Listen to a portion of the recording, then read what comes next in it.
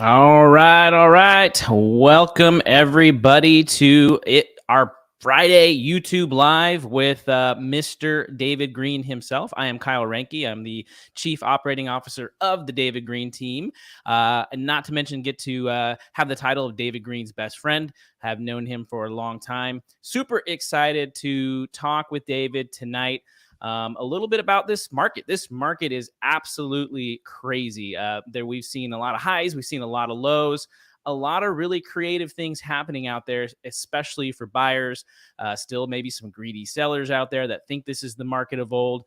Not to mention, we're going to be talking a little bit about what to be looking for when looking for different types of investment properties. David calls that putting on your real estate goggles. So really excited to get into talk about that. Real quick, a little bit of housekeeping. If you guys have a question specifically related to tonight's topic, not to mention if we have a chance, we might even talk about some of David's recent deals. But if you have a question about this crazy market, maybe negotiating a specific deal out there, or you just want to see, learn a little bit about the real estate goggles, what I'm going to do is here put up a little banner at the bottom, and we would love for you to text your question to the number below. So give me one quick second here. I'll pull it up.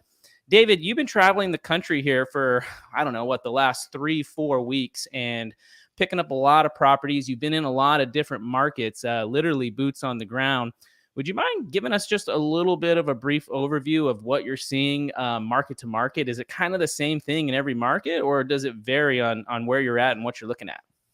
Yeah, hold that question for a second. If you remember Paul Brown, that I believe you went to grade school with, what was it, Golden West or Yosemite School? Yosemite School. What's up, Paul? Paul went to high school with me, went to elementary school with Kyle. Haven't seen him in a very long time. Old friend of both of ours. He's on the Instagram Live. Paul, head on over to YouTube and join us over there. It's kind of fun when I get to see my old friends that I lost touch with that join. Yeah, Paul, I think you're in my backyard, Paul, so hit me up, man. Let's get together. When we were in school, Paul was incredibly fast. He was like one of the fastest guys in the country. I think that he had he set a record for like under 12 or something as like the long jump, like the fastest, the longest triple jump or something in the country. He was like a junior Olympics champion. So there you go. And now Paul is an accomplished musician. And not to mention, he and I used to play Mighty Morphin Power Rangers on recess almost every single day. So we got some great memories there. That's funny. All right. Now that we've taken that trip down memory lane, what was your question to me about traveling? Is it what? So, yeah, I mean, you've been all over the place, right? The last like 3 or 4 weeks, you're finally back in the captain seat. And I'm just kind of curious what you've been seeing from your perspective, market to market, because I know a lot of times we can overgeneralize of what the market's doing, but you've sort of seen, I don't know, 5, 6, 7 different markets. So are you seeing the same thing across all markets, or are some markets showing some differences? And are you seeing some markets that are maybe better than others? I'd say overall, we are seeing a overreaction by people on both sides of the aisle. Okay. Buyers thinking like, oh, the market's going to crash and I'm not going to buy it all. And sellers thinking like, I can still sell my house for what it would have sold for before.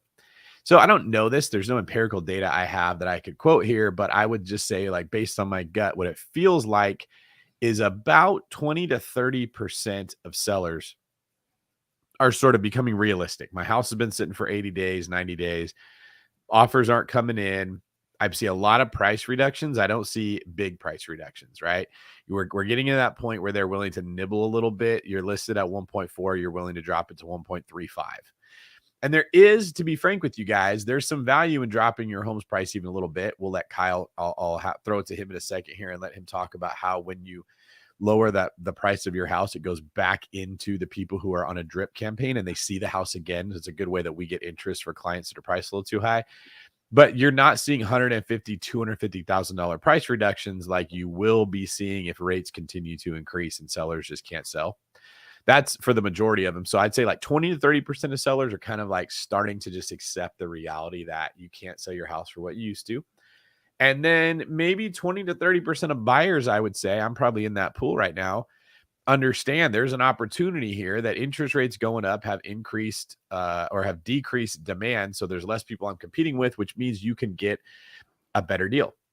So what that means is you've got 20 to 30% of the people looking at 20 to 30% of the inventory. So it's not like you just stick your hand out of the boat and you're going to hit water. You still got to do a little bit of work to find these deals, but there is the possibility of getting the deal. I think 3 years ago, 2 years ago, 1 year ago, that was not even possible. You could work all day long trying to get a house. You were going to get outbid. It was going to be a bidding war. You were going to have to come in super hard, and there just wasn't possibility. So that's what I'm seeing in different markets, and that's why I'm traveling, is I'm trying to find the softest markets where I can find the best properties, because I think this is a short window. I don't think it's going to be open forever.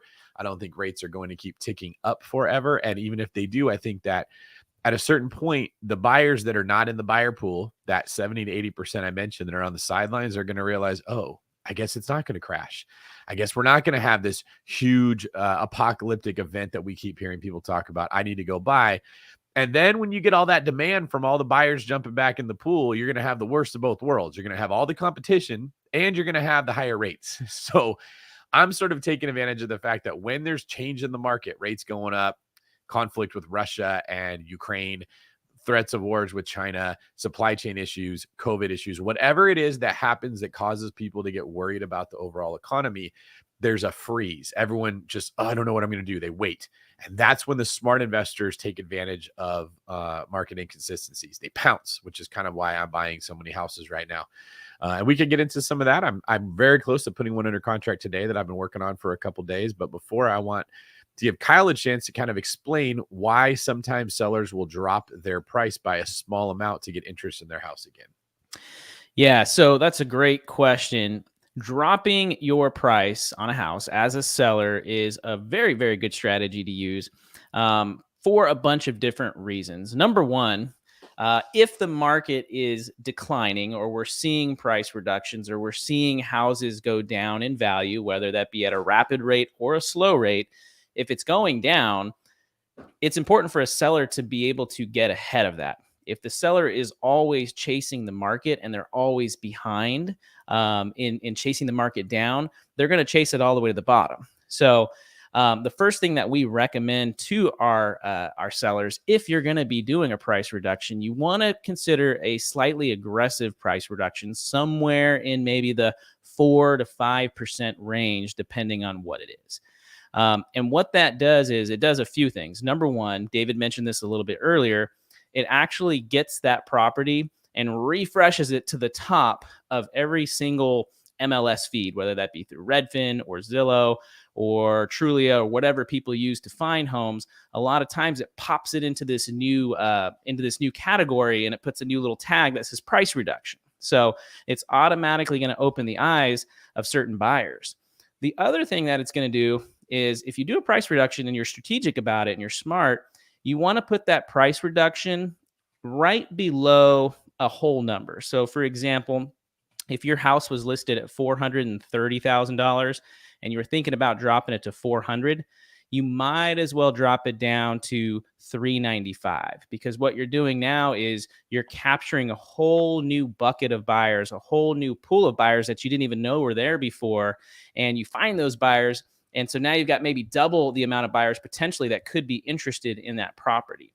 And then one of the third things that I always like to do is if I'm doing a price reduction for a client, what I'm also going to do is I'm actually going to change that very first picture. For those of you that have hung out and checked out properties on like Redfin and Zillow, and you're scrolling through, a lot of times when you start to see the same house over and over and over, your mind just kind of becomes numb to it, right? You're like, yep, I saw that one.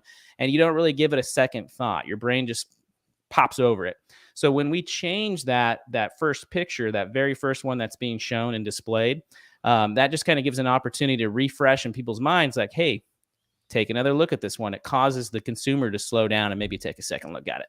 Yeah, imagine being like a fish and you've seen the same colored bait flashing around for a long time, and like you're hungry, but you're not that hungry. Then you change the bait that you're putting out there, the color of it, it catches attention again. Those are they seem like small things, but we're always thinking about that, because the goal of selling your house is to get as many offers as we can, because that's where you get leverage. You either have all the leverage or none of it when it comes to selling a home. There's not really any middle ground. That's why we really try to get it sold in the first 10 to 14 days. You wait past that, man, it just becomes harder and harder as it goes. But knowing that, those are listings that we target for our buyers because we know that the sellers have lost their leverage. So lots of stuff we can talk about today if you guys want to get deeper into that. I really think I have an advantage over other people trying to compete with me to buy properties as a real estate agent because I know how this works. I know what emotions the sellers are going through. I can read the agent on the other side and tell how experienced they are and how much I can push.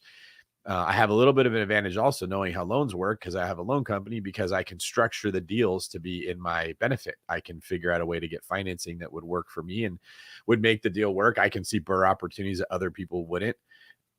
Really, I have real estate goggles that I can look at a deal and I can see angles that other people don't see. I kind of have like a 3D vision when it comes to this. And I think a lot of people, they hear about the deal afterwards and they go, oh, well, he is David. He's got access to some kind of deals that we don't.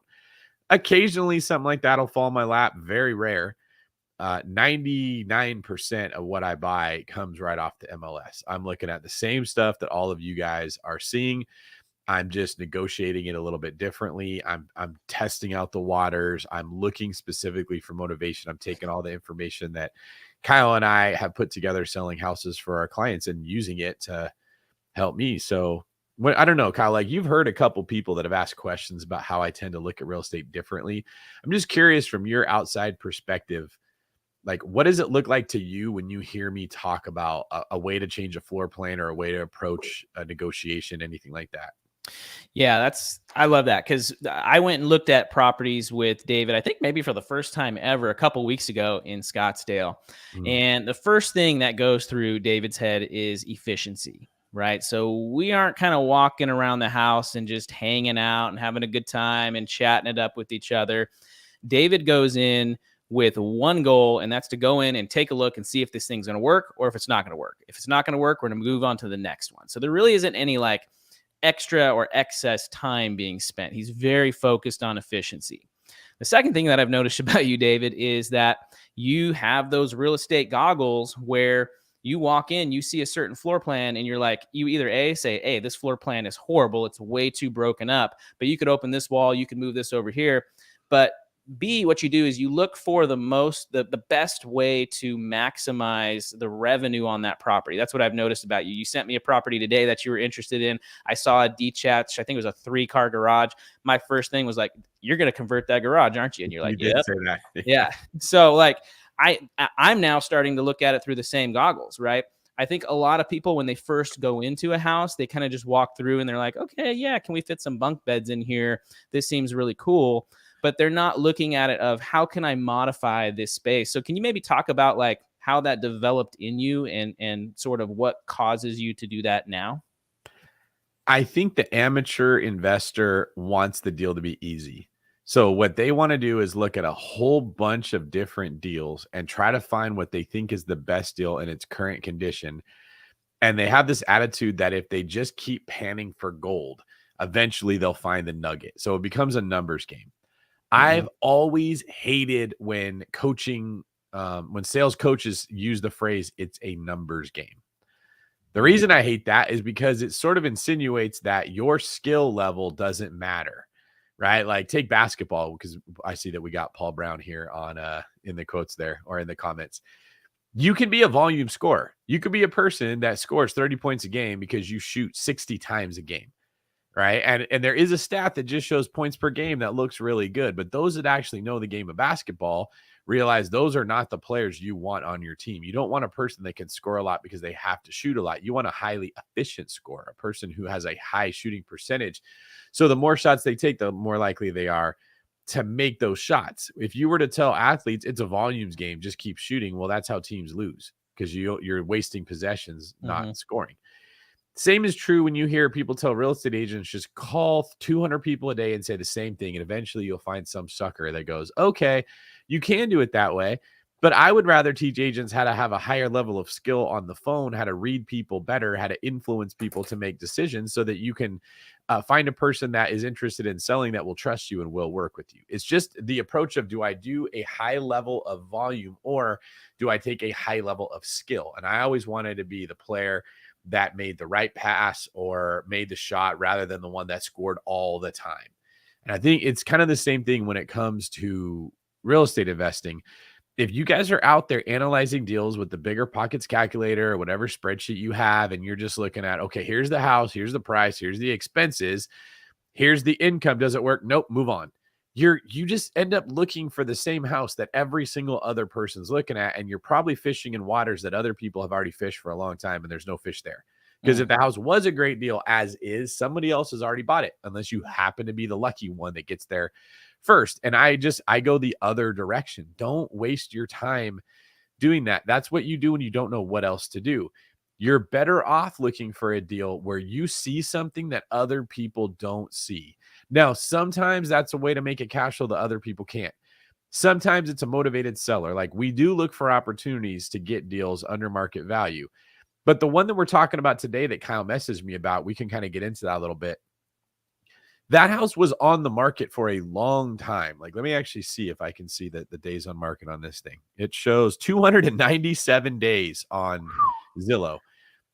It was also listed for a much higher price. It was listed for over $1 million on Zillow. So for the majority of the time that it's been sitting there, it's been listed super high.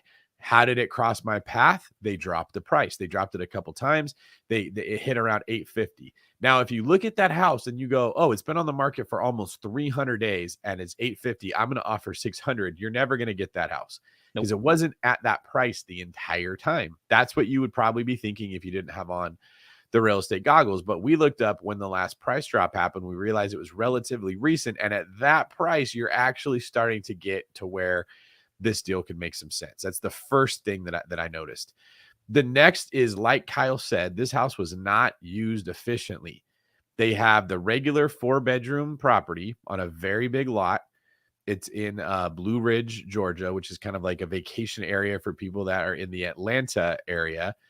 And then they have a 3-car garage completely separate from the main house, all finished, that has living space above it. And when I say living space, I mean it could be in a magazine. It's very, very nice. This property is like immaculate in that area above the garage. It's got 1 bedroom, a laundry room, a full beautiful kitchen, a dining room, a family room, and like a little sitting area where you can eat. So it's ready. It's meant to be lived in. The idea is this is where the maid would live who took care of the house for the people that stayed there. What I see is an opportunity to take that 3-car garage that's not needed on a vacation rental when nobody parks in the garage, convert that into living space. Now, because the upstairs is already done, I don't have to put in a kitchen. I don't have to put in all the expensive stuff. I just need to add 1 bathroom to that downstairs area and probably frame in 3 bedrooms. And then I can have a small living space. It doesn't have to be big. So I'm not wasting the square footage. I'm getting 3 more bedrooms out of that space, as well as all this extra square footage, essentially giving me 2 4-bedroom homes on the same lot. Now, no one else saw this angle because they were just looking at the house in the condition it's at. If you saw they're listed for $1 million, it's probably going to bring in like around $90,000 to $100,000 a year in revenue. Those numbers don't get you super excited as a short-term rental. You pass on it. Well, now that it's dropped down from $1 million into $850, and I have a plan that's going to pump revenue up to about $140,000, $145,000 a year, those numbers start to look really, really interesting. You're getting like close to the 2% rule, as well as the fact that now there's going to be BRRRR opportunity because I can go in and I can do that garage. I can make it worth a lot more. I can refinance it. And I just got to solve a couple problems, like got to get a bigger septic tank in that area. There's also a basement that's completely unfinished. It's got electrical, it's got framing, it's got insulation already put in it, but it just needs sheetrock and paint and flooring. And I'm going to turn that basement into a movie theater room. That's part of how my revenue is going to be higher, right? Everyone that I showed that thing to, everyone said the same thing. What about that basement? What are you going to do with that? It's just storage. Well, yeah, it's storage right now, but it's pretty cheap to put in sheetrock and paint and turn that into a movie theater room that's going to make this like really, really catch people's attention when I put it online. And then I'm going to put LED lighting around it and surround sound speakers. And then when I put the pictures up as a vacation rental, it's going to really catch your attention as you see like a blue glow of LED lighting. and this big 80-inch TV with leather movie theater style chairs and some movie theater posters, and it's painted all black, and there's a mini split that's already in there. I don't know why they put a mini split when the area is not developed, but I don't even have to buy a mini split. I just got to move it to a different location. And in the description, I get to put private movie theater with surround sound speakers and a big subwoofer in the back. It's going to be awesome. It's about how you see how this property could be used, that I saw things that other people missed. And this is a frequent problem. Like, there's so many naysayers right now that are complaining about interest rates are too high. There's not enough good houses. It's too hard to put anything in contract. The numbers don't work on anything. And I've bought, I mean, with that one, I don't know, that's probably around like 16 properties or so in the last 45 days that I put in contract, that all have pretty solid freaking good numbers. If I'm buying them, they have to look good and have opportunities to add value to them.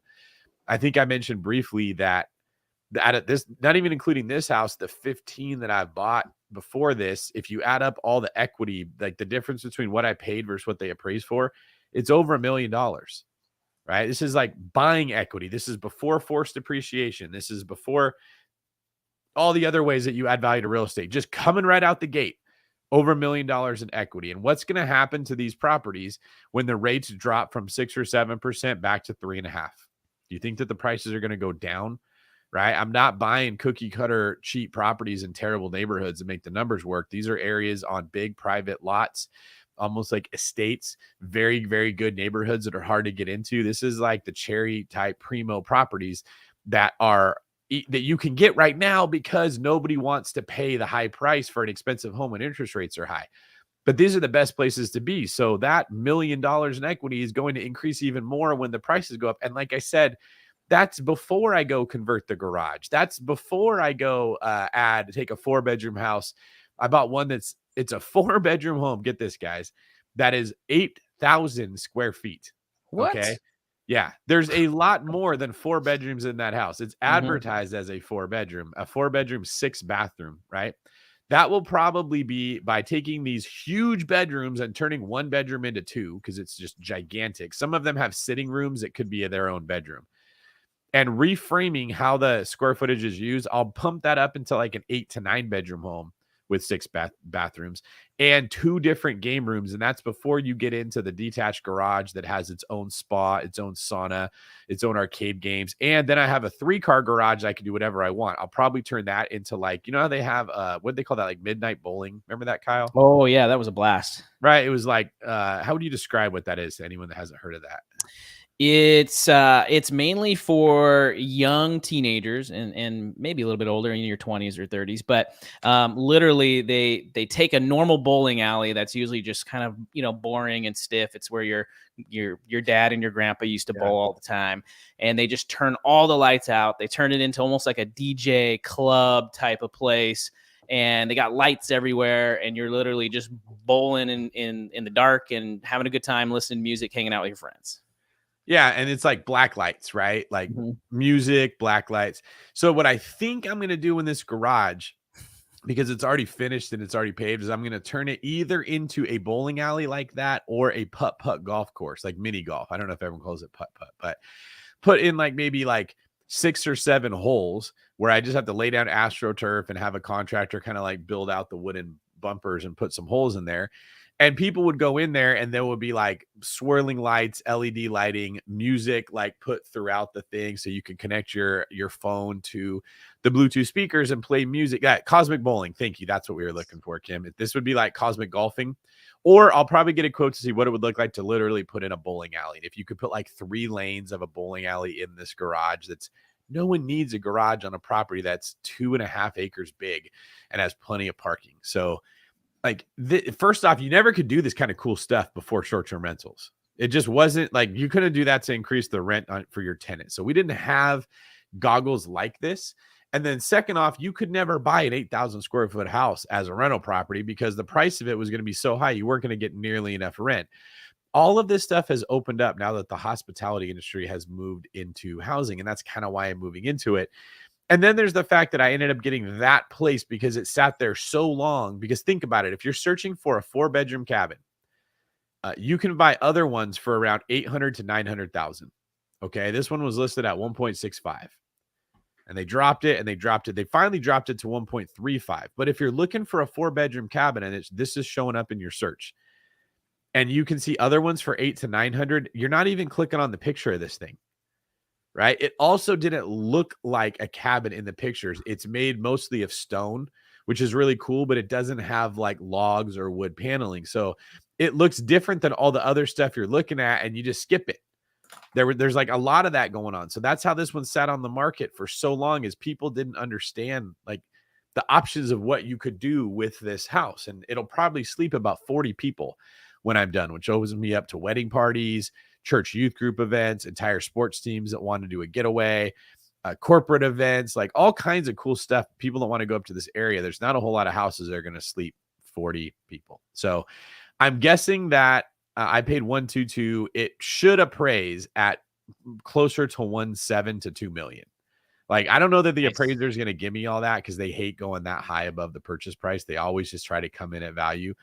But I think I'm buying it for like $195 a square foot when all the other cabins out there with similar amenities are somewhere between $400 and $500 a square foot. So that's an example of what I'm referring to as real estate goggles. When you're walking these properties, do you have a vision to see how this could be used, how you could benefit from it, how you could add value to it? In the retreat that Kyle and I are putting together that's going to be coming up here in Scottsdale, I will be going over to teach the investors, hey, this is specifically the ways I look to add value in real estate. And it's very, very simple, right? You buy equity, that's buying it under market value. You force equity, that's doing something to improve the condition of the property to make it worth more, like converting a garage. You take advantage of market equity, which is actually buying in the better areas, the places people are moving to, the hot thing that people haven't learned about yet, the areas where you can get undervalued properties, not the ones that everybody else is already buying in. That's 3 ways you could take advantage of equity. And then there's what I call natural equity. That's different than market equity. Market equity is like you bought in the right place. Natural equity is just the government's stupid and they're going to print a bunch of money and inflation's going to go crazy. And you're going to look really smart because you bought expensive real estate at a time.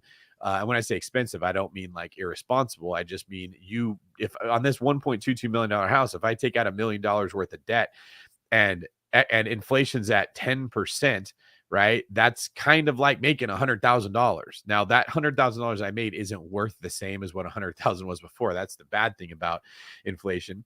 But when the government is printing money like this, you want to be buying real estate or other assets that go up in value. And that's just the equity, right? Then at the event, we're going to talk about cash flow. There's natural cash flow. There's forced cash flow. There's market appreciation cash flow. There's different ways that you can make money that way too. And then, of course, you've got loan pay down, which I don't mention here because there's not a lot you can do to force the loan pay down to happen quicker. And you've also got the depreciation, which we will get into a little bit at the event, how you can take advantage of depreciation. Basically, when you're buying real estate, even if you're not a real estate professional, you're going to get taxed much less than you would if you bought that, if you made that money in some other way. So if you went and made $1,000 in a month at your job, the government's going to take their 30% of it or 20% of it. So you're going to keep 700 to 800% of it. If you make $1,000 in cash flow, the depreciation of the asset usually covers all of it or most of it. So maybe the government only takes $100. So 1,000 in real estate is like 900 in real life after tax dollars versus 1,000 at your job could only be $700 depending on your tax bracket. So now making money in real estate actually makes you more money than in other places. And I don't mean this to be a pitch for like real estate, get rich quick. It's not like that.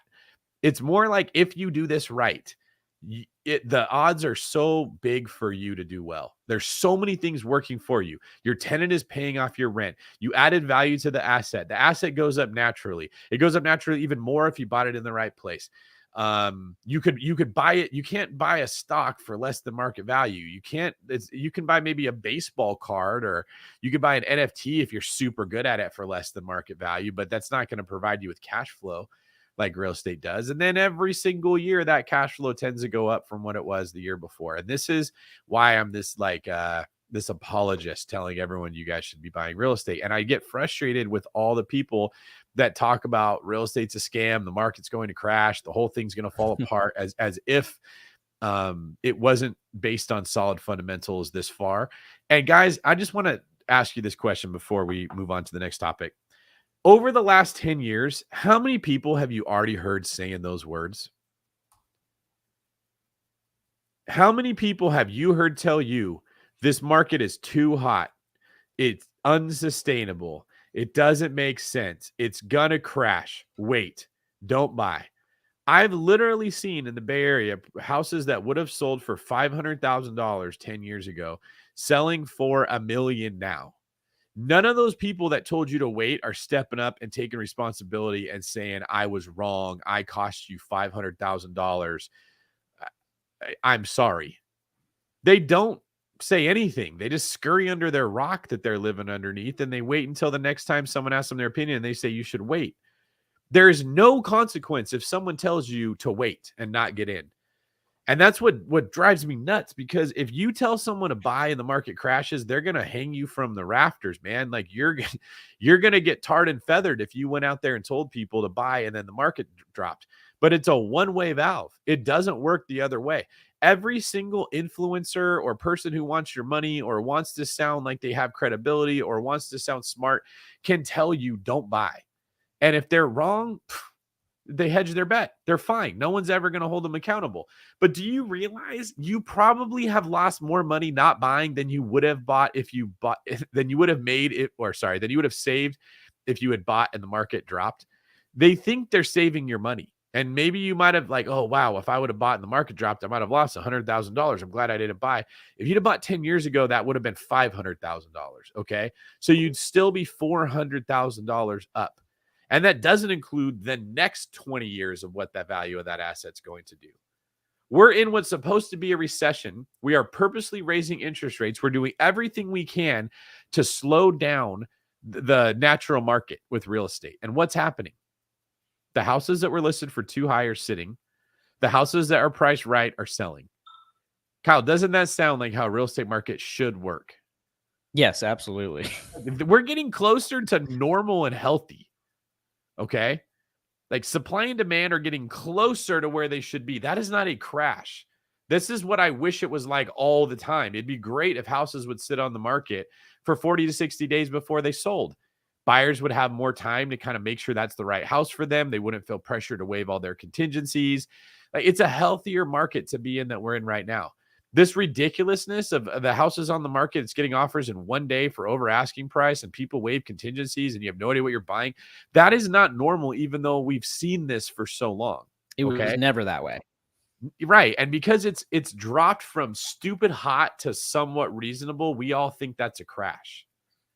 No, a crash is what we had in 2010, where you see for sale signs on every 3 or 4 houses down the street and no one wants to buy them.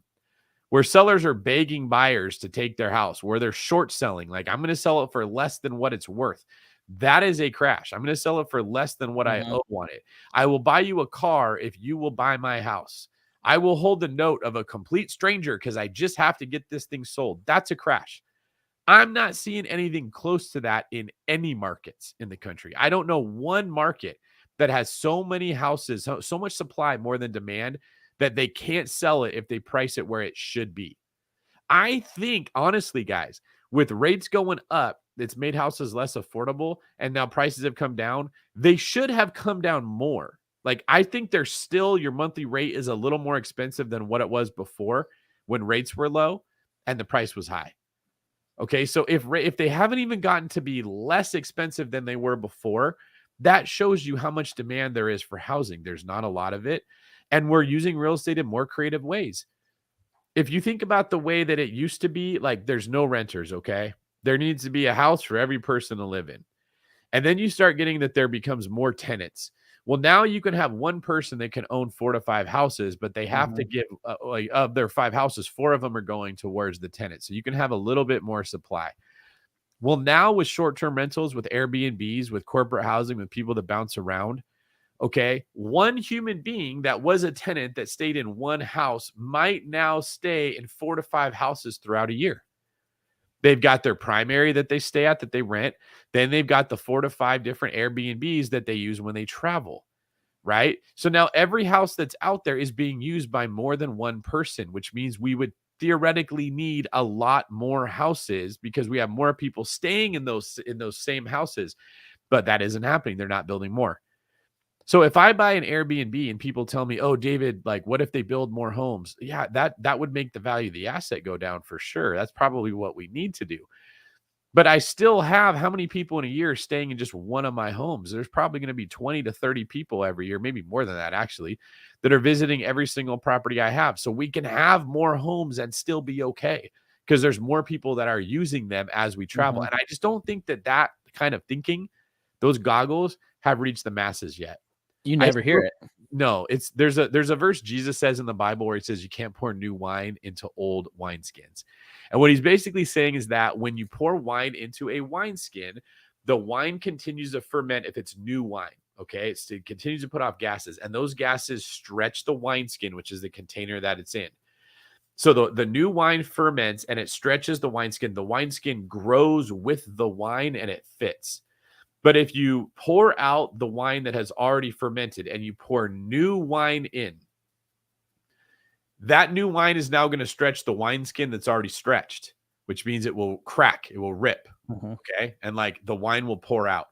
What he's describing in there is that you can't take new concepts and put it into old mindsets. If you think a certain way, what he was talking about was the Old Testament. Okay. The law, eye for an eye, tooth for a tooth. People thought that way. And then when he came and he was talking about God, God's grace is here. He wants to forgive you for your sins, not punish you for your sins. And so you need to start forgiving other people instead of punishing them. That message was very difficult to receive if your old wineskin was like, no, he hurt me, I get to hurt him, right? They broke the law, I get to punish them. They owe me. And this idea of forgiveness was very difficult to understand if you looked at it like the more ways you could find yourself to be a victim, the more you were owed. Being a victim almost became something you were compensated for in that old system. And now he's saying, okay, these people owe you debt, forgive all their debts. It's very, very difficult to grasp. The same applies to any kind of new concept. If you're looking at real estate in the old wineskin, this is how I learned it. The 1% rule, long-term rentals, right? It's hard to understand the way that real estate is now being used much differently. People are vacationing in it. It's becoming more of a business. You're going to start seeing NFTs popping up that are tied to real estate where you could, instead of being on title to a house, there will be a company like an NFT similar to an LLC that will own that house and you will own a part of that NFT. It's kind of like owning stock in a company. Okay. And you'll get a percentage of the cash flows based on the percentage of the NFT that you own, very similar to a syndication. If you resist that's happening, you're going to get left behind. And I'm not saying NFTs are the future. I'm just saying the way that we look at these types of things change over time. If you understand the principles, if you understand the fundamentals, if you get like the baseline of how real estate is valued, if you learn the stuff I'm talking about, how do you add equity? How do you see the highest and best use of a property? How do you maximize the cash flow? How do you stand out? How do you get your property marketed better? Like Kyle and I were talking about, you will be fine. I don't really care if real estate's tied to an NFT or not. The fundamentals aren't going to change. Basketball looks a whole lot different now than what it did 80 years ago.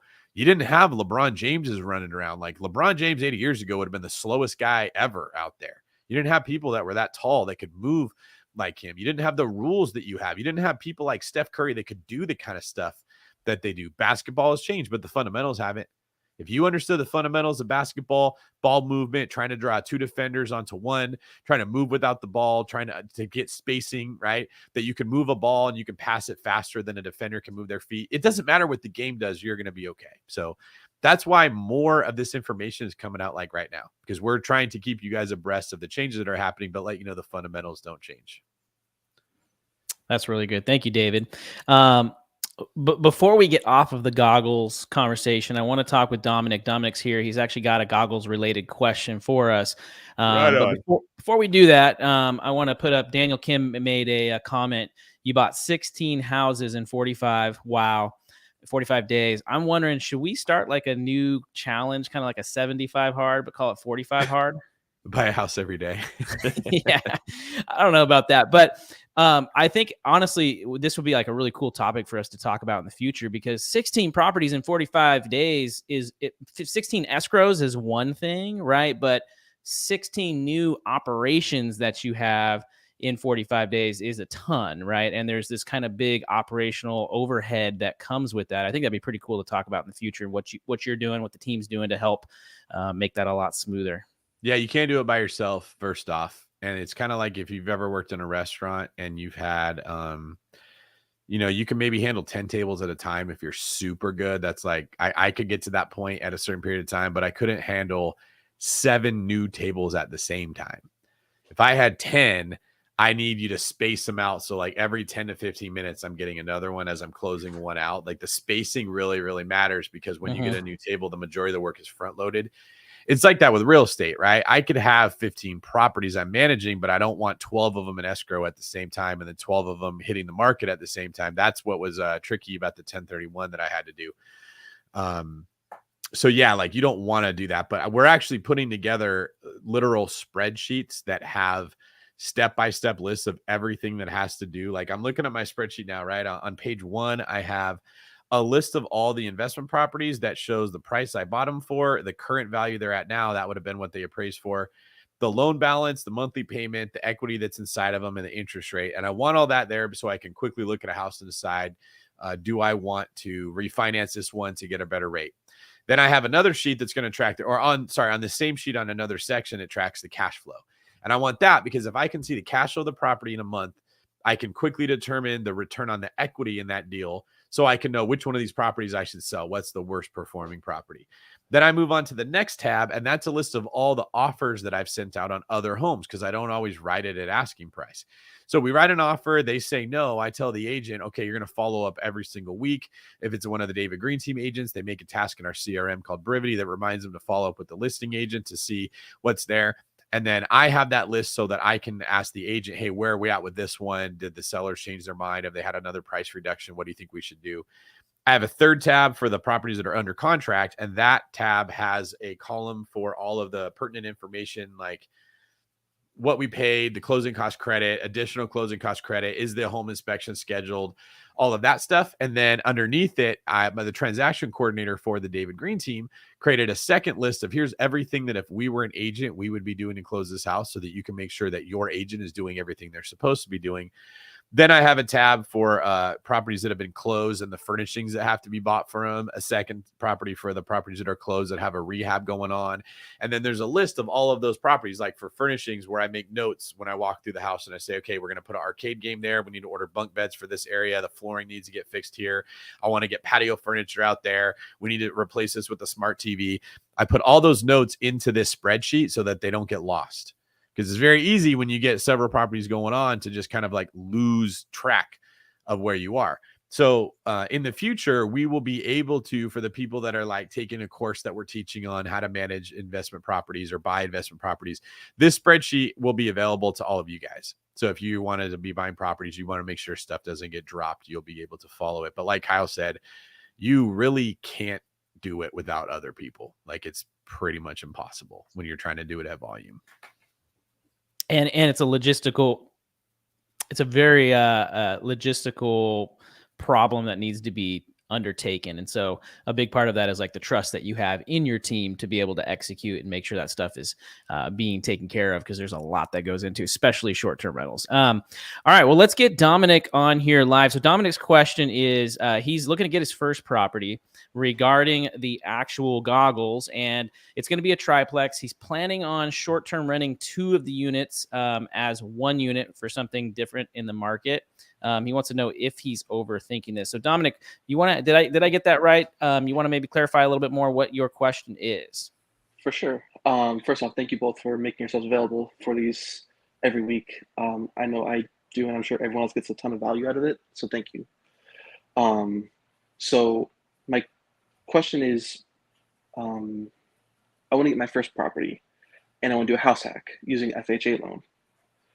And I know I want to go down the route of getting a duplex or a triplex and short-term renting the other units out. Well, what I noticed is that people will do that. They'll own one unit, rent out the other on Airbnb. My question is, well, the overarching question is, what are your,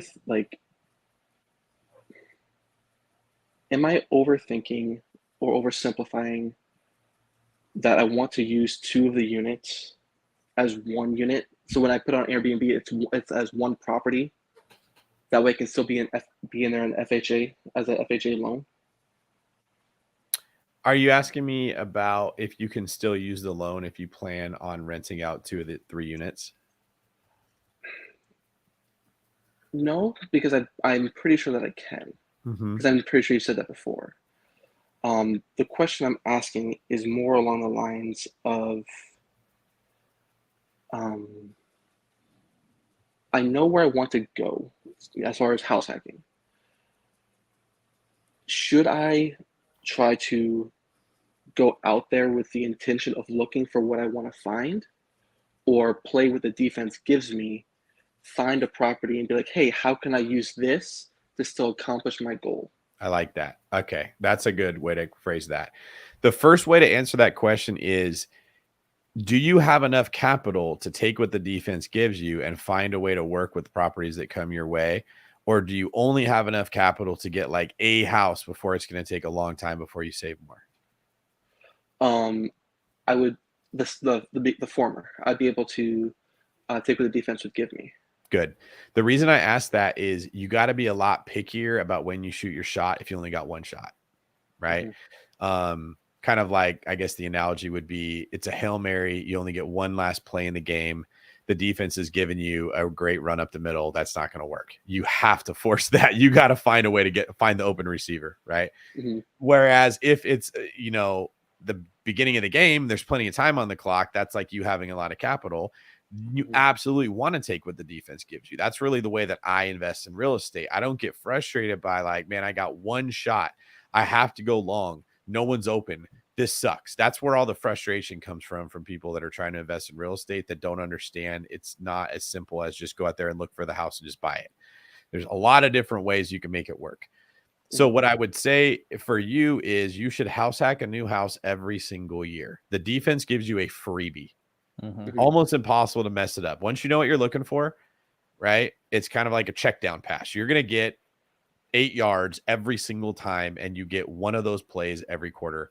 Freaking do it, right? Like if that's all that you do, you'll make money in real estate. It's like a free touchdown that they're just going to hand to you. So, by the way, are you working with the one brokerage for the loan on the house you're buying? Those stuff you're looking at? I'm going to, yes. Awesome. Have you been put in touch with anyone yet? Yes.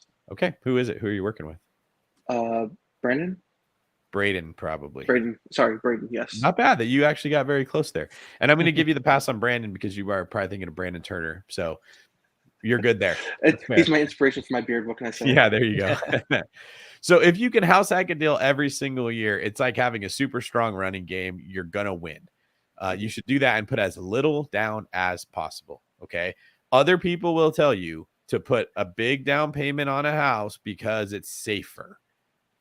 Let me give you an example for everyone who's listening. I think this is going to be really good. And also, Dominic, don't let me forget that I need to actually answer your question. I don't want to get on this rabbit trail too far. All right. Let's say, what are the price of the homes that you're looking at right now, on average? Around 800. Okay. So they're more expensive homes. I'm in South Florida. So. Okay. Which city? Fort Lauderdale. I just bought one there. I bought one there. I bought one in Pompano Beach. Is it Pompano or Pompano? I always forget that. Pompano. Okay, I said it right. And then I bought a big one in Hollywood. So my play there, if you guys are wondering, is I'm assuming that, like, if you don't know this already, Miami's probably the hottest market in the country. There was a time it was Austin. There's a time it was Seattle. There's a time it was San Francisco. I think Miami right now has got the #1 spot. So it becomes quickly unaffordable. The way that you get ahead when I'm talking about market appreciation, one of the ways you make money in equity or market equity is you buy in the area that is not super expensive yet, but will be when Miami fills up. So as Miami prices keep driving higher and higher and higher, competition keeps going up. People go, man, I can't afford a $1.2 million house in Miami, but I could afford a $900,000 place in Fort Lauderdale, and they go buy there instead. So I just try to get ahead of what those curves are, which is why I'm buying there. So let's take an $800,000 house. Let's take a 5% down payment. Did you get quoted an interest rate by chance or a range? No. Go ahead. Go ahead. No, go ahead. He did. I don't remember off the top of my head. Kyle, what do you think? What's like for a investment property? You have any idea, or a primary residence where they are right now?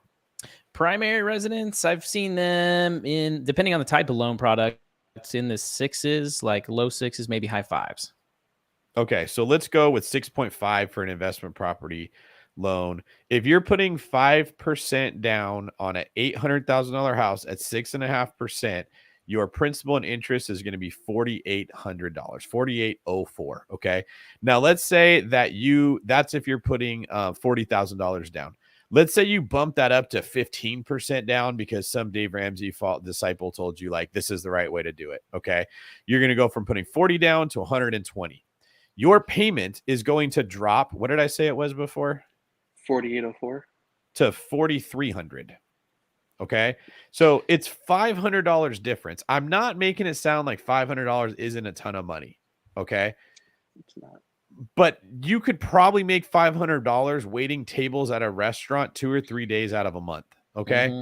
Like if your worst case scenario, the whole world's falling apart, is I got to go be a waiter and work three Fridays out of the month, and I can make the difference of this thing, which probably isn't even going to happen. I'm comfortable telling you that extra $80,000 that you put down to be safer could have been like an entire 2 more properties. You're way better off putting less, even though it's 6.5% is high for what we're used to seeing. It's freaking low compared to everything else in the world. Yeah. Okay. So if you can just put 5% down on a house hack every single year, do that. Even if you don't buy another property, bro, I'd rather that you had $80,000 in reserves in the bank than a payment that's $500 less. Okay. Like, which is safer, that you dropped your payment by $500 or that you have $80,000? How many months can you take $500 out of that 80,000 before you run out of it? Like it's 15? a long time. What's that, Kyle? I said a lot. Yeah. A lot, right? Like that, to me, it's way safer it's the same with the Burr method when they're like, oh, why would you want to leverage? Why would you want to get all your money out of the deal? You have to keep some to be safe. Well, first off, no, because you can only borrow up to the value of it. So you're still putting 20% equity in the house, even if you get 80% out. I'd rather have all my money out of the deal and in the bank where I'm going to need it if something goes wrong. I don't want to leave it in equity in a home where if the market tanks, I lose it. I have no control over it. So that's the first piece I'd say. So defense is going to give you one house hack every single year. Do it, put as little down as possible, buy in the best neighborhoods you can, and be creative about the house you buy. Right? Like the property I bought in Fort Lauderdale and the one in Pompano Beach, I'm basically bought houses that have, the Fort Lauderdale house has a 2-car garage, which, as you know, many houses out there don't have any car garages. So 2-car garage is hard to find. That's going to be converted to an ADU. So I'm going to have that ADU that is going to rent pretty much like almost 100% occupancy as like a budget option for someone that just wants to go to the beach. Right? They're going to stay in this like little 1-bedroom or studio ADU, depending how that works out. It's going to bring in $30,000 to $35,000 a year. It's not amazing, but when you add that to the $90,000 that the main house is going to bring in, now I'm making $130,000 or $125,000 a year when everyone else is making $85,000 to $90,000. Okay, so look for something like that you can live in the studio and rent out the house, and then when you move out of it, you've got a studio that you could be renting out. That's the first piece I'd say. Then you can take what the defense gives you. You get some really cool opportunity that comes up, like a fixer-upper. You get a distressed property. You get a house on one of the canals that's just like ugly as hell, and it's just sitting there for a long time, and like no one's buying it, right? But you see, like, man, I could just put some new flooring, some new paint, add another bedroom or 2 here, and I'm good to go. Like, you buy that property. Right. So if you've got the capital, this is a very long-winded way of me saying, take what the defense gives you. The goal in life and investing is to have enough capital that you can take what the defense gives you. It's why I'm constantly saying, I don't believe that when you buy a couple properties, you should quit your job and like live off the rent. That's when you start to get good at real estate. You just bought a couple houses. You're learning how to play football. Now you're going to take away your ability to run plays. You get one play a game, like that sucks. If you're getting good at real estate, keep working, keep making money, keep saving that money, and keep investing in real estate, because every deal you get a little bit better, a little bit better. Okay. Thank you. Yeah, definitely. That I never thought about what you said about finding something with a garage and converting it and just staying in there myself. That never crossed my mind, but now that you said that, it literally opened up a ton of different options that I didn't even think about. And they've been all there, like they've been around you all the time. You just didn't have the goggles on to see them, right? Mm-hmm. That's why I think people should come to these retreats I'm doing, because you Mhm. will leave with goggles on. You're just gonna say, holy crap. All this time there was deals around. David sees them and David buys them. I didn't know that was a deal. I just wasn't looking at it that way. And then you save yourself time, because you'll tell from looking at pictures of a property, like there's no reason to buy this. There's no reason to go see it. I'm just not even going to look at the house, right? And then the other thing I like to say is most people don't want to live in a studio. I get it. They don't want to live in a converted garage. Totally understand that. You know what happens when you don't like being in your studio, where it's basically good to sleep and watch TV and that's it? You get your butt out of the house and you go work and you go make more money, and you don't spend money on dumb stuff. Right. So like it almost creates an environment where you stay motivated to keep working and saving money to buy more real estate with, when you remove the comfort of, oh, I have this big, beautiful house and I don't want to get off the couch, and all weekend long I just sit here and I watch cable sports or something like that. And like you tell yourself, next weekend I'm going to go work. When you're sitting in that studio and you're like, no, I'm motivated because I want a big house for myself and I'm not going to buy it till I get 6 more of these rentals. It makes it easier to live that frugal lifestyle that our discipline doesn't like, or our willpower doesn't like. Thank you. Like, I really needed to hear that last part, and that I'm definitely gonna take that home with me. Thank you. Dude, I'm really glad that you came on. Please do it again, and hopefully we see you at one of the retreats. Definitely. I would have went to this one, but I think it was already sold out when I went to Yeah, we got buy. one. We made another one in October. Kyle's been putting that all together. Is it already on your website? Yeah, go to, I'll put it up here for everybody to see. Go to davidgreen24.com/retreat. And then there's a wait list you can join. We should have it probably updated with all the new details for the new retreat, probably by the end of this weekend, early next week. But it is essentially going to be starting October, I want to say 5th, right at the basically one day after BPCon. So if you just want to extend, your vacation or whatever you're doing to get out to BPCon, a quick flight to Phoenix and you'll be in Scottsdale in literally probably about an hour. And that one's going to be a really, really good one. We're bringing in some private masseuses to give massages to people. We're going to have some really good like mindset training. And then, like David said, it's going to be primarily focused on putting on those goggles and seeing things a different way. And really getting out there and we're actually going to go out and tour some Scottsdale luxury properties too. So it's going to be a really good retreat. We're looking forward to that one. Definitely. I'll be there. If Kyle, if they sign up, is there a way they can sign up? Like Dominic, he made a good point that retreat isn't posted yet, but can they just put up to be notified of like future retreats? Yes. So just go, if you go there right now, join the wait list. We'll make sure you'll be the first one notified once everything's up there and we have all the exact dates and everything put out. Sweet. I will. Thank you so much. Dominic, looking forward to meeting you. Kyle, Definitely. can you, Kim Stevens here asked for the URL where they can find out about the schedule for the retreats.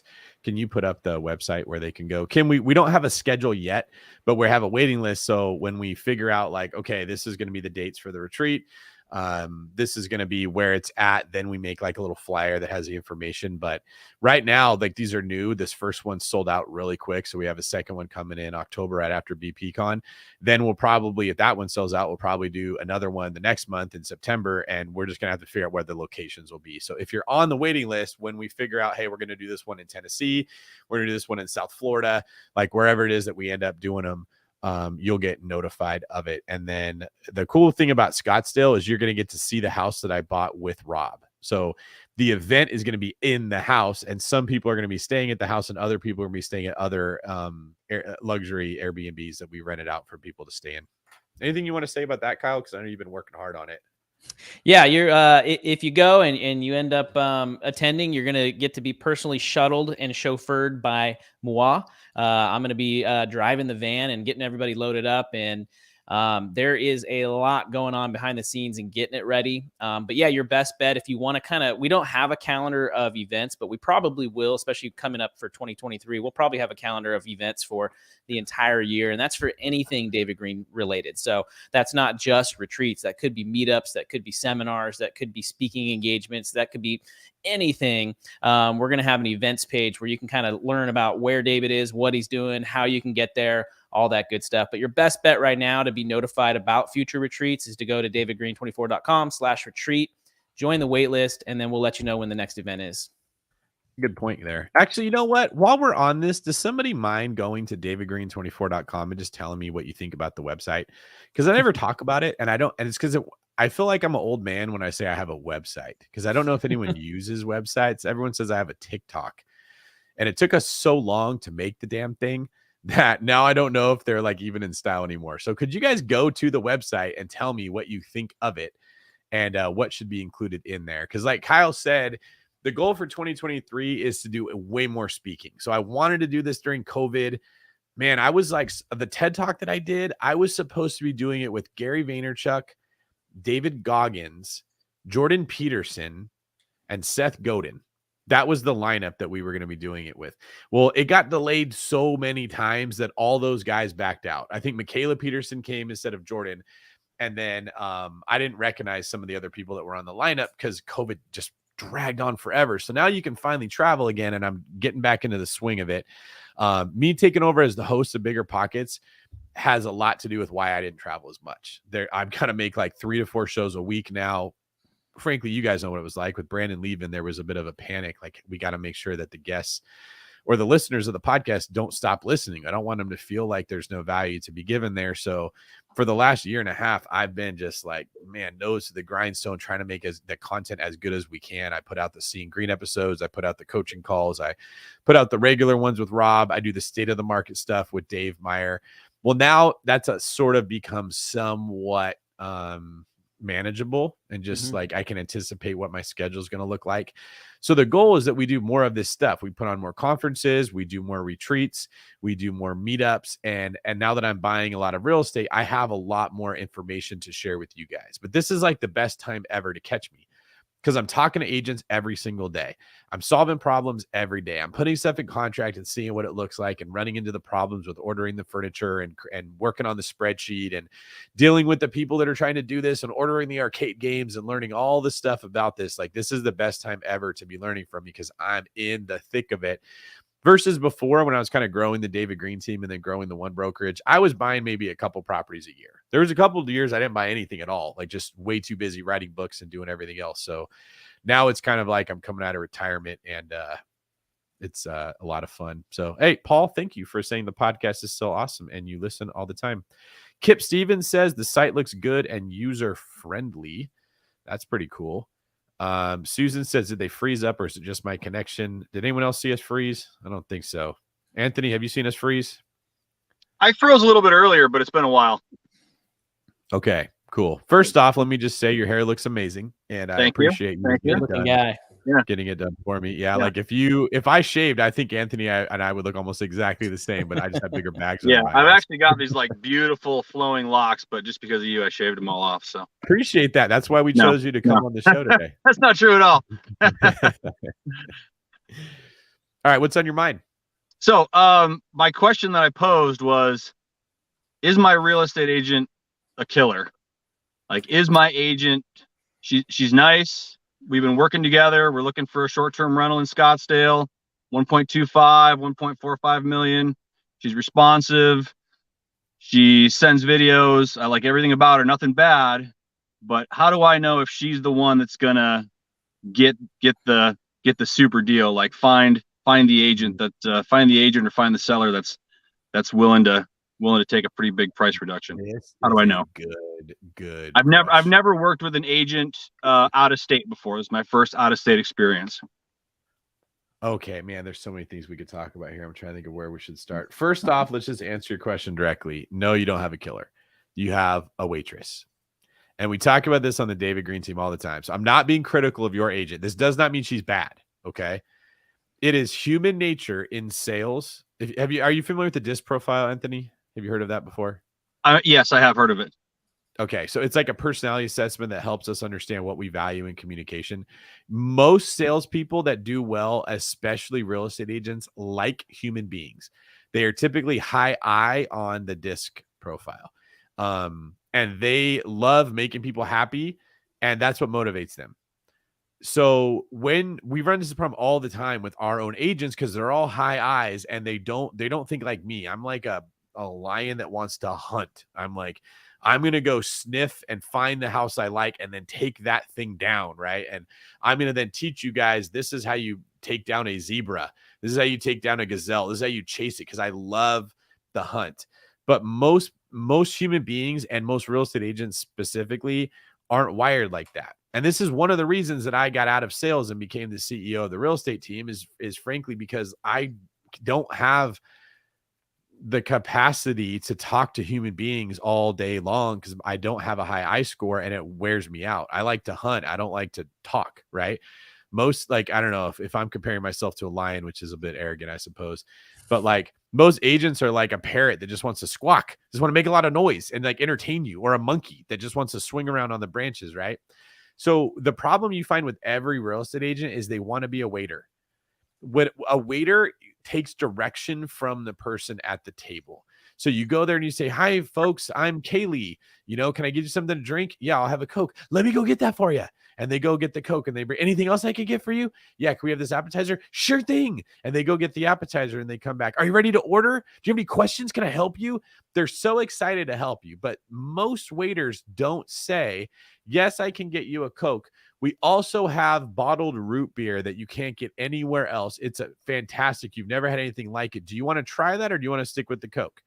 "Oh, no, that root beer sounds good. I'll have that." Now maybe they just added a $1.50 for the restaurant selling you the higher price thing, right? Or, "Do you want to get a bottle of wine? I can go over the list and find you the best deal on here." Unless you're at a very, very, very nice restaurant, you don't get that from a waiter. You're in charge. You tell me what to do. I'll go do it for you. This is what most agents turn into. What I'm constantly trying to train agents to be is the waiter at like a French restaurant or the steakhouses where I worked at, where my goal is to get you to spend as much money as I can to make money for the restaurant and get a higher percentage of the tip. Now, I can't twist your arm. I can't pressure you, but there's sales skills that I can learn. Or if you order a $250 bottle of wine and I can tell you about another one that's 4 times better and it's only $300, you're probably going to go for it, right? Most agents don't want to be good at their job. They want to be good at making people happy. And I could tell just from your question, you're looking for a lion. You're like, I just want them to bring me the best opportunity, the best deal, the best price, something other people wouldn't see, and then give me some advice on if I should do it. And if you bring me that zebra, I will go take it down. I just don't know. Like, I like that there. Is my agent a shark? That's great, Kyle. You want a shark. You don't want a dolphin that just wants to like flip around and do tricks for you. Am I resonating with you so far? Yeah, 100%. Yeah. Okay. So here's the problem. When you get a shark, like let's say you take me, for example, you're like, "David, I want you to be my agent."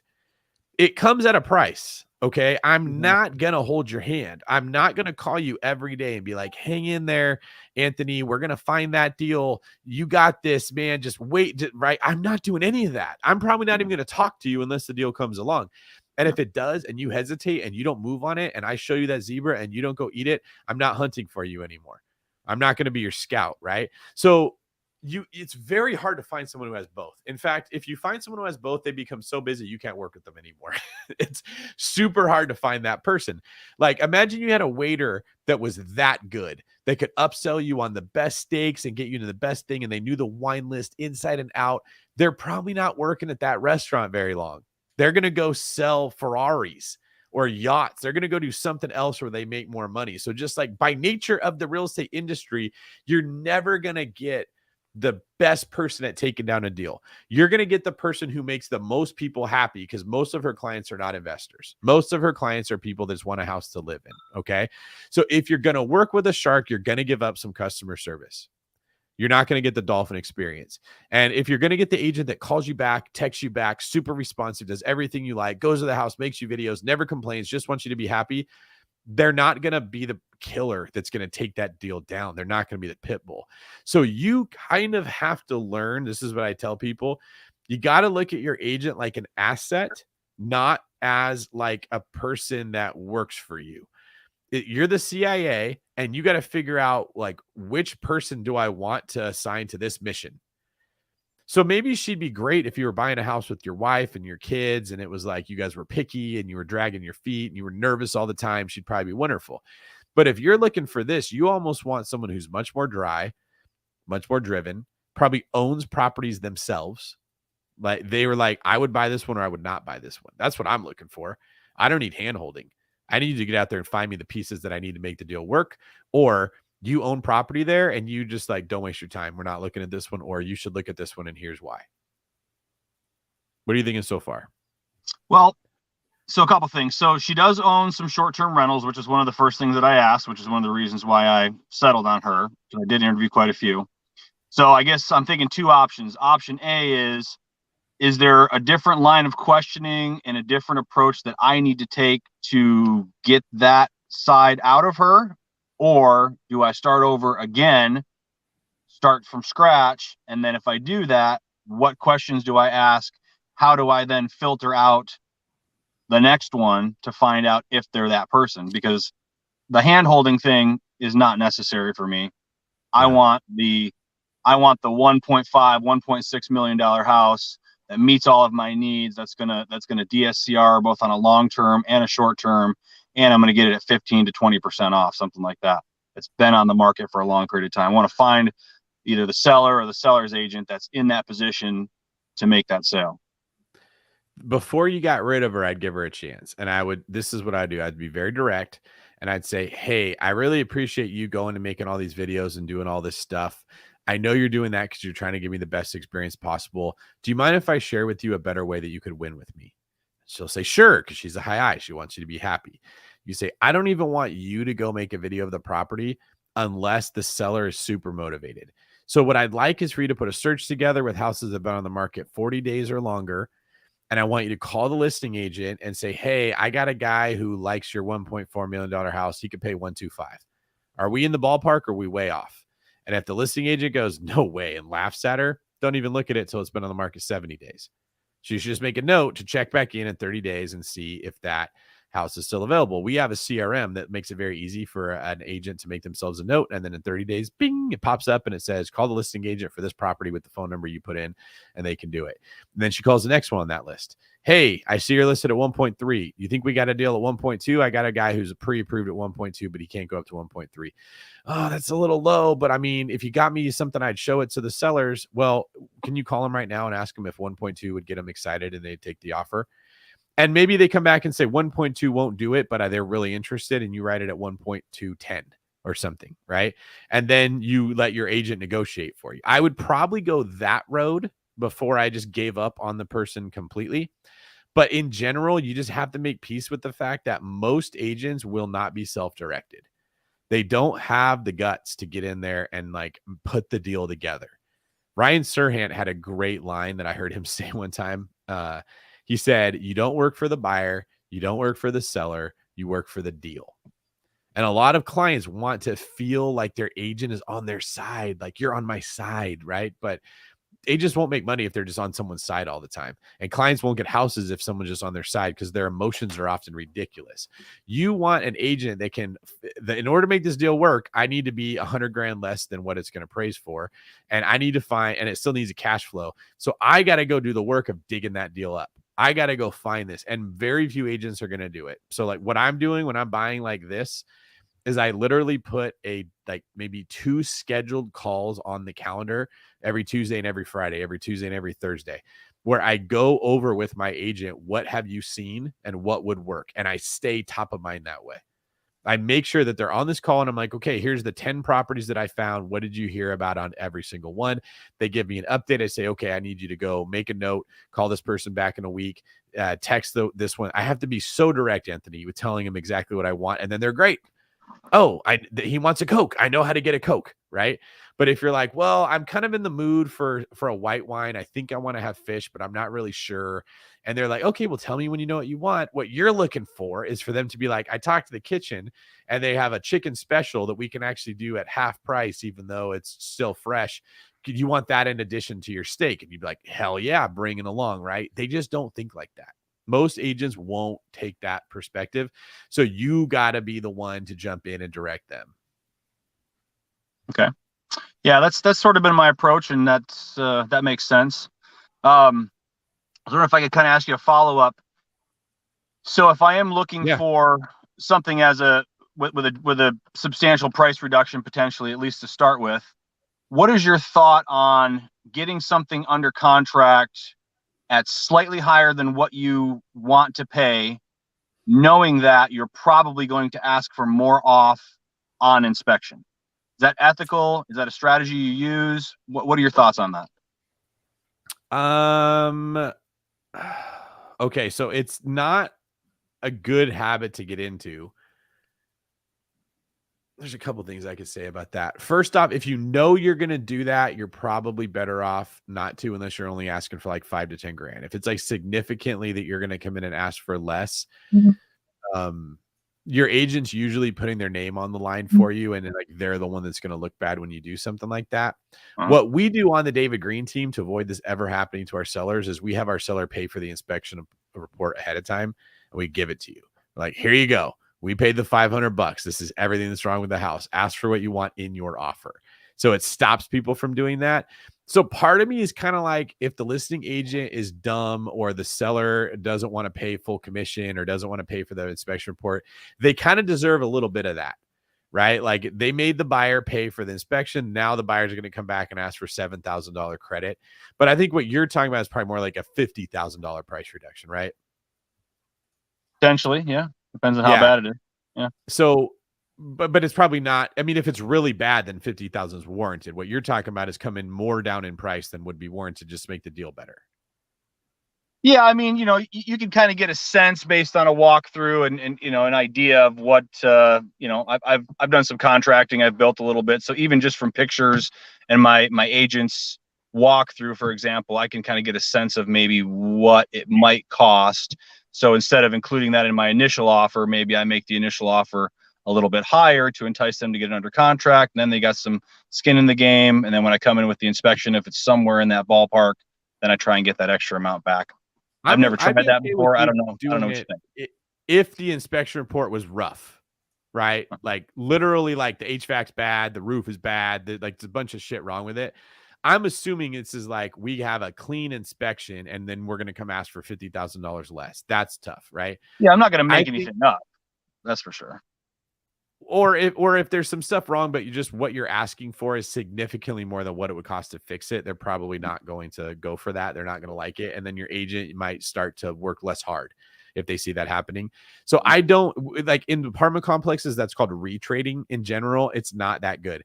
Now, in some markets that's normal. Like, if you're buying a luxury property that sits on the market a long time, it's expected you're going to write for less than asking. And it's also probably expected you're going to come in and you're going to try to get more. So that's something to think about. Like, with you being in Scottsdale, and if you're trying to buy a $1.4 or $1.5 million property, there's a little bit more. Like, you can ask for $25,000 and they're not going to completely freak about it. You probably can't ask for $100,000 unless it's like gnarly. It's got some like legit issues that would just stop it from selling at all. What I would probably recommend is that you find stuff that's been on the market for a lot longer, like a contractor special. I saw a couple of them that I'm like, man, if someone could do some work for cheap, this would be an amazing house. Kyle, do you remember the one we looked at where it was dumping rain on us and it smelled like cat piss? Yeah, that one. Anthony, if you could get a house like this one, Fountain Hills, was it? Not that far out. No, not too far away. I think it was right off of Camelback.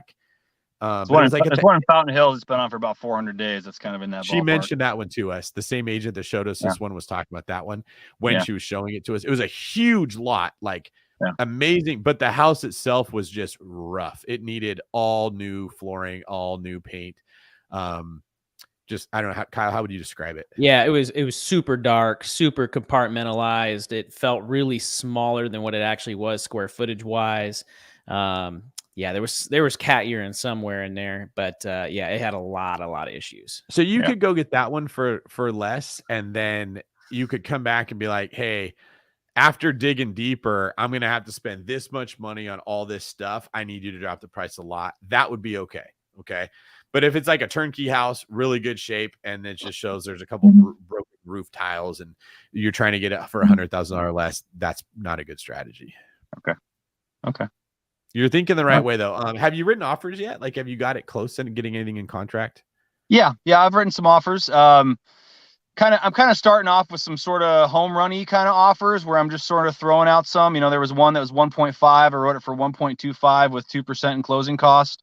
I didn't expect them to take it, but I figured I'd write it, and it was only on for, I think 25 days or so. It's about up to 45 days now, so it's kind of like chumming the water. So maybe in another 30, 40 days, if they haven't gotten any offers, maybe they'll circle back and see if we're still interested. So, if I find something that's in my price point, then I'll just make a legit offer, but I'm not finding anything just perfect yet. So I'm throwing out a few low balls. Scottsdale's been stubborn for me too. Like I'm having less luck there than I am with other places. And I think, like Kyle's asked me about different markets. I think people in Scottsdale have so much money that they're not in the position where they have to sell it as much as some of these other places I'm going, where I'm looking at something in like the Smoky Mountains or Blue Ridge or South Florida, where these people have practical reasons they need to sell the house. Like this guy's got to sell his house and move to another area, and he's already looking at other homes. So I can go in and I can play a whole lot more. Where in Scottsdale, they're like, okay, we have $2 million in the bank. We don't care. Like, I think that makes it a little bit trickier there. Yeah, that one in particular did have a little bit of an advantage. The seller wanted to do a lease back, which I was willing to work with them on. But go to your agent and just be like, hey, see if they'll write us an offer. You wrote it at 125. They're listed at 1.5. It's been 40 something days now or whatever, 45. Yeah. Have your agent call them and be like, hey guys, write my client an offer and see if they're still close to their list price, or maybe they come down $100,000. And now you've got something that you can start countering at. Okay. I like it. All right. Thanks for calling in, Anthony. Thanks. All right, Kyle, what do we have next? So we're going to move over to Jack here, but really quick, just to, talk to what Jason's question was. The rain smelled like cat urine. It did not. So it's definitely not a new spin on raining cats and dogs. I think David was just speaking so fast. He said there was a big rainstorm and the house happened to smell like cat urine. So I just wanted to clarify that for everybody there. When I said it smelled like cat urine, I didn't mean the rain. I meant the house. That's probably exactly what I did. Yeah. I'd love to bring on Jack here next. Jack's from Mountain View, California. Has been investing in the Atlanta area since the last year, mainly long-term rentals. Both his partner and himself both work W-2s. They're happy at their jobs. Their question is, what should be a good strategy for them moving forward? Should they keep working on long-term rentals? Should they get their feet wet in short-term rentals, knowing that, hey, the returns are better, but it's also a lot more work and it seems a little bit more competitive now. So, Jack, why don't you come on and share a little bit about yourself and your situation? Hi, can you hear me? Oh, yeah. I hear you great. Hi, David. Hi, Kyle. Thanks for taking my questions. What's up, man? My name is Jack, and I think the questions Kyle just like repeated. And I've been long time your fan, David, and I joined your Mountain View meetup last month and talked to you a little bit. You look familiar. I was trying to figure out where I might know you from. So you were at the Mountain View meetup? Exactly. Yeah. So we bought our primary Mountain View last year, and we actually just got started. We invested in Atlanta because I graduated from Georgia Tech, which is in Atlanta, and I kind of like that region. And we've been buying mainly long-term rental. Like we just hire PM to manage them. The return is not super great, but we are kind of like stuck right now, like about on how we should move forward. Should we just keep doing this, or we should just be creative, looking at short-term rentals, or trying something else? So what's your advice here? The first thing I would say is you got to look at real estate. Like it's changing, like we said earlier. Okay. It used to be very cookie cutter. Buy a single family house close to the 1% rule, rent it out, and you wouldn't make that much money in the beginning because you'd have to put a lot of money towards repairs. And then over time, the rent would go up and it would go up in value and it looked really good. And then we started figuring out little ways to juice that up. Oh, we could house hack. We can put 5% down and we could rent out these other 2 units. And we start, I could buy a 4-plex. And for a long time, no one wanted to be a landlord. It was a pain in the butt. They didn't have software. They didn't have ways of screening tenants. So no one wanted to buy a 4-plex. That's going to be in the worst part of town. Well, then we're like, it's not that bad to be a landlord. We can start buying some of these multifamily properties, and those became in demand. And then the short-term rental craze kind of took over, and you have all these people that were just crushing it. It was like not uncommon to make a 60% ROI right out the gates in year one, and everyone was doing it. And now everyone's kind of caught on to that, and people are moving into that space. So what I've noticed is that real estate has become progressively less passive with every new iteration that juices up the ROI. You're getting hedge funds, you're getting private capital, you're getting people like me that are just a regular dude that saves a lot of money that are buying these things. And so now there's a higher expectation of the ROI that you're going to get. The trade-off becomes at a certain point, investing in real estate is now like becoming a job. In fact, most people probably can't run more than 4 or 5 short-term rentals at a time. That's like a full 40-hour week or more trying to keep up with that. So if you're someone who was living the dream of I'm going to work my job and invest my money passively and let it grow for me, it's becoming harder and harder to do that. Unfortunately, like the industry is changing a lot. Okay. So what I've noticed is that we have to build new skills. And this is what separates the people that do well versus the people that don't. The old wineskin was hire a property management company, let them do everything.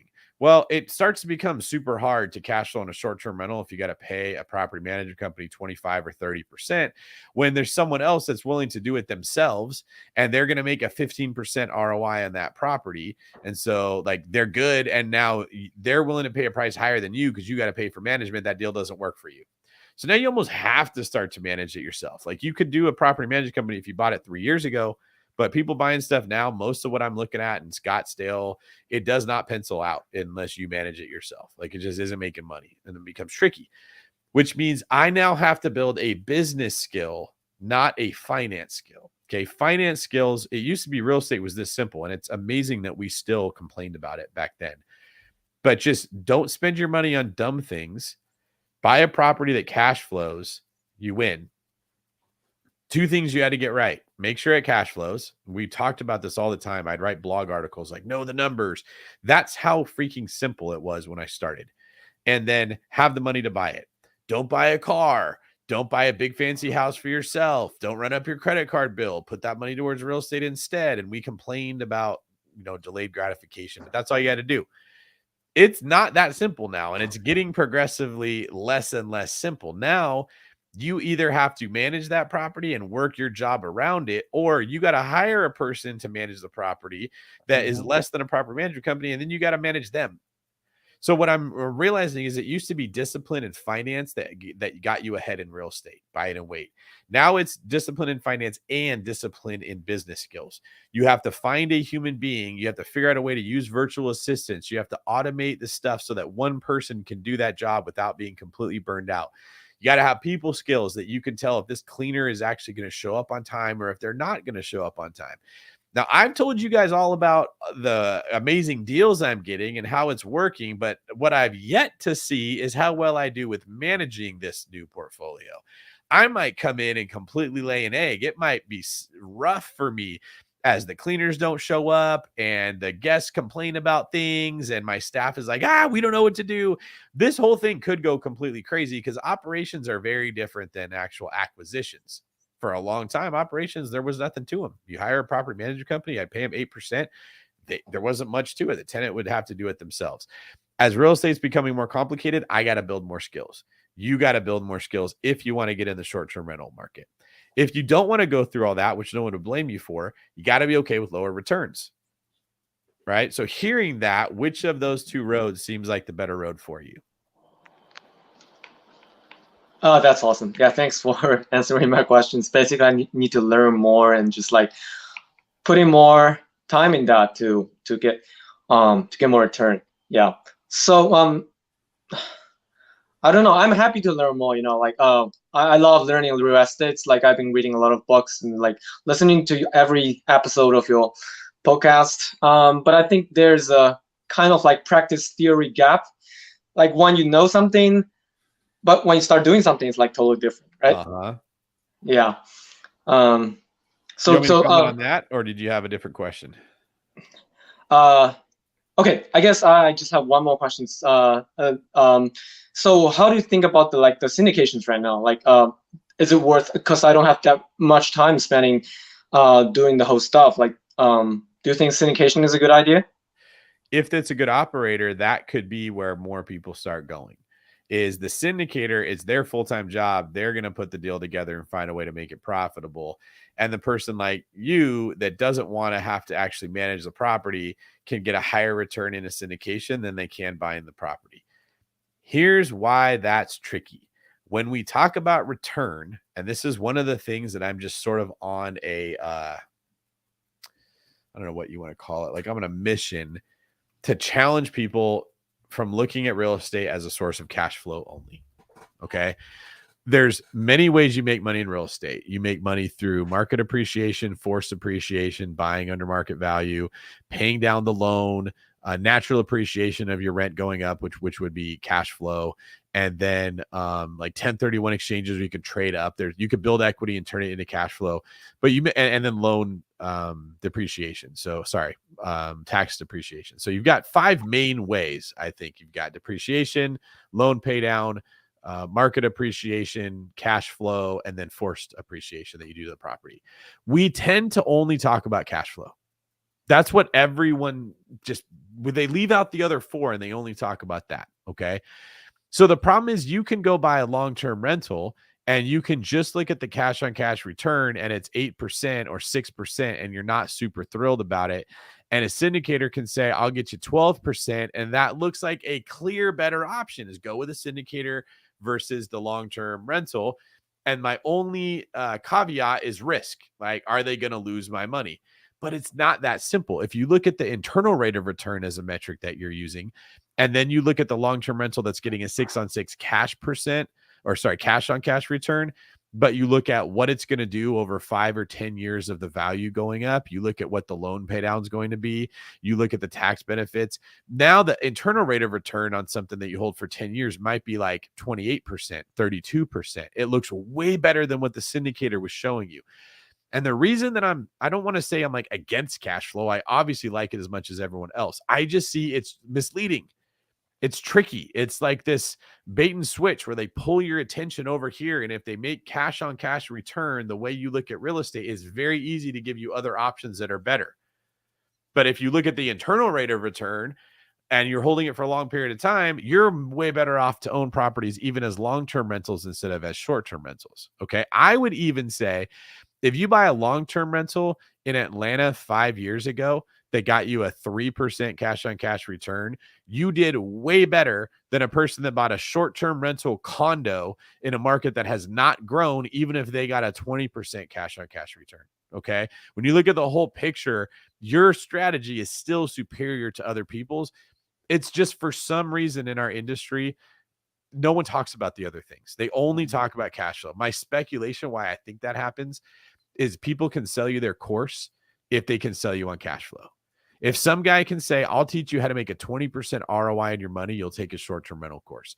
If someone can say, I'll teach you how to get enough cash flow that you can quit that job you hate, you're going to give him your money and you're going to take the course. If someone can say, are you tired of not having a girlfriend when you'd be really sexy if you had this car? Get cash flow and you can get this car and this girlfriend. You're going to go take the course, right?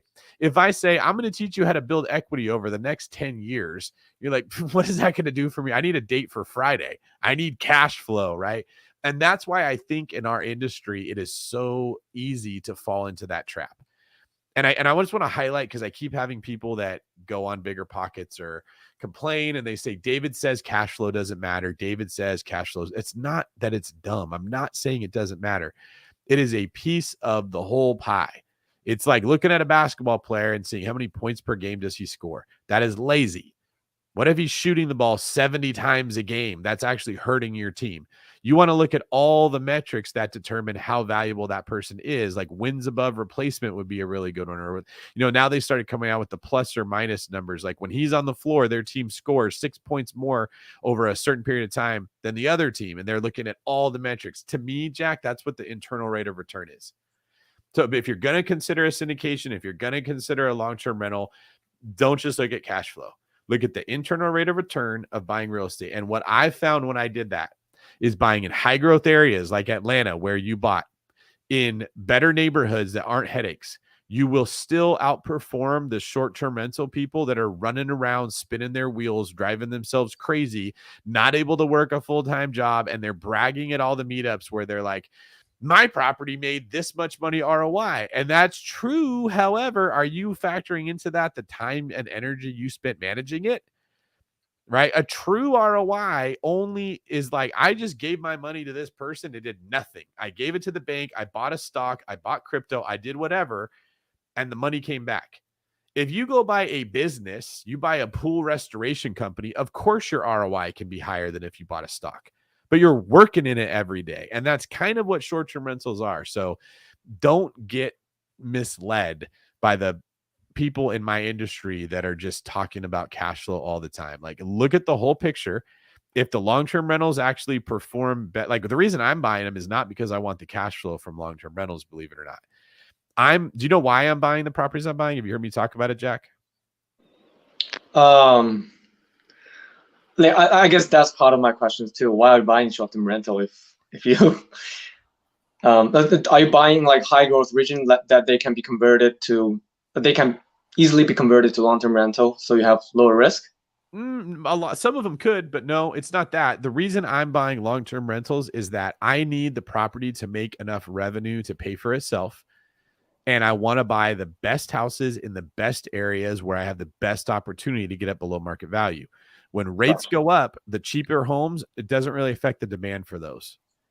The higher priced homes, what I call luxury, not like, I don't mean, what's the word I was using, Kyle, to describe what I don't mean by luxury? I don't mean like posh. Yes, like not unnecessary. I'm not talking about like a $9 million house, you know, with all these, like with a garage and an elevator in it and a helicopter pad. That's not what I mean by luxury. I just mean the best areas, the nicest homes with the best amenities, the most like the best views, the best lot, the best part of town, the best zoning. Those are vulnerable right now. No one's buying them because they're all afraid by the rate hikes going up. Normally, you just could never get your hands on properties at all. So I'm not really buying for cash flow. I'm buying for location and amenities. I'm buying a rare house that's very difficult to duplicate. So if the market does crash, this is the one everyone would want, not the freaking condo where there's a billion of them already. Now, in order to make it not lose money every month, I'm forced to get into long-term rentals. Okay. But if someone's like, hey, David, here's a great, I'm forced to get into short-term rentals. That's what I meant to say.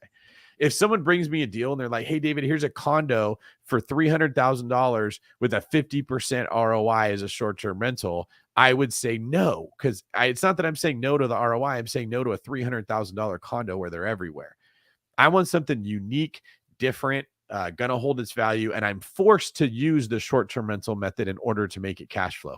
That's very different than chasing after the cash flow by going after a short-term rental.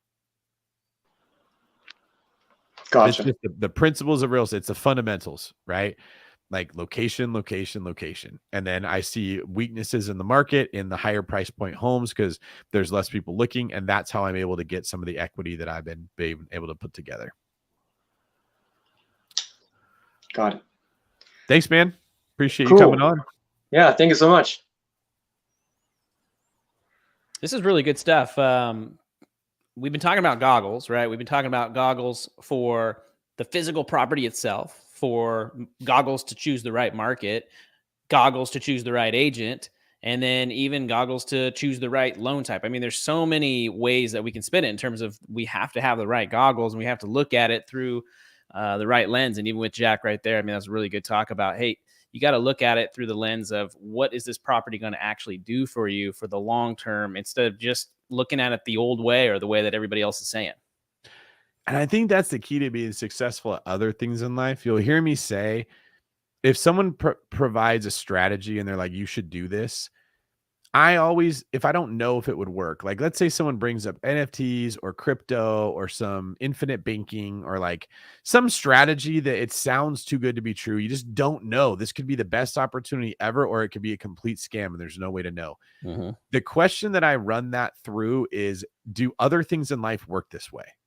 And if this thing is completely different and nothing else in life follows these same principles, it's probably a scam and it's not going to work. But if this is something that works at other areas of life also, and you're just applying it in a creative way to real estate or wealth building or whatever, I'm much more likely to give it like a real shot. I just lost the train of thought I had on where you were going with what were you saying there? We were talking about the goggles for all the different ways, and that using those goggles, you're looking at it differently than most people. That's what it was. When you look at like basketball, we'll use that analogy again. The Warriors were about like when they started their run, they were drafting and playing different players than what everyone else was doing. So basketball had always kind of operated where you have a really big, slow, useless center who would just block shots and get rebounds. And then you had a scrappy, smaller than the center guy with no basketball skills at all called a power forward. And he was just like a football player that was trying to play basketball. They got even more rebounds and pushed the other team around. Then you had a small forward that was either like a really tall, slow guard or a really fast power forward that didn't really know where he fit in. Then you had a guy that shot the ball really good, that could handle it okay, that was a shooting guard. Then you had a guy that handled the ball really well, but didn't do anything else very good, that was a point guard. Okay. So like your skill set was diversified over your portfolio of players. They weren't like the same skills in every player. The Warriors started to do things differently where they said, if we get one guy that can kind of do all five of those things pretty well, but maybe he's not amazing at any one of them, we can have the players that are on the floor guard any player that's on the floor. And now we can switch on screens. And most teams' offenses were built on putting screens and getting mismatches. Basketball became very boring, right? Have the small guard put a screen on the big guy, and then they have to switch. And now you get the ball to your guard who's being guarded by the big guy instead of the small guy, and you take advantage of a mismatch. And it was very predictable. And this is just how basketball went down all the time. Stockton and Malone every time. There you go, right? You got two guys on the floor that shoot pretty good. Try to get it to one of them. And so the defenses would just have to figure out, how do I not let him shoot? And then you'd end up with like centers doing turnaround jumpers and just boring basketball that was terrible. The Warriors were able to figure out, if we can take the screens out of having to guard against that, out of the other team's arsenal, it's very difficult for them to score on us. So they started going after long, lanky players that could defend 4 positions on the court instead of 1. And then just having a overall skill set versus a specialist that could only do one thing. Completely changed the game. All right. That's how I'm seeing what we're talking about with real estate. Like, do you have the goggles to see a more efficient use of this property, or are you just doing it the same way that we've seen people do it for a very long time? It was probably very frustrating to every team playing the Warriors that didn't have the goggles to see a better way to make the game. Okay. But even as a kid, I would watch basketball and be like, why do I want to watch this guy take 3 dribbles with his back to the basket and then do a fadeaway that misses most of the time? Like, every single time. Yeah. Yeah. That's not fun basketball. Like, what was fun is when they would move the ball. It was like a fast break. You'd have backdoor cuts, right? You'd say back screens, and like the guy would be going to the rim and they throw it to him and he'd make one more pass and then someone would dunk it. That was fun basketball. The Warriors just figured out how to get players that would do that all the time. Can you do the same thing with your real estate portfolio? Can you create flexibility with what you're buying? A lot of what I'm buying is something that is a short-term rental, but I could use as a midterm rental, or it could work as a long-term rental later. It's something that I'm buying that I could sell later and move a lot of the equity into multifamily properties that's going to cash flow better. It's something that I could buy, and like I was describing, cosmic bowling or cosmic mini golf, or adding the game rooms that I'm buying, something I can do that will make it show up in the pictures that would make Kyle's son Isaac be like, Dad, I want to go there. That one looks cool. And now he's putting pressure on the wife to book that place. And guess whose place is getting booked? The one who's got all the little kids that are saying, I want to go to that place, right? You got to be able to think that way. You got to be able to think like the Warriors. They were always trying to think a step ahead. And if you're just taking someone's course and following guidelines and saying, look for a cash on cash return of 12%. If you don't get it, move on. It's a numbers game. You're going to run out of energy. You're not going to have fun investing in real estate. You're not going to be growing as a person. Like, there's new things that are required of you.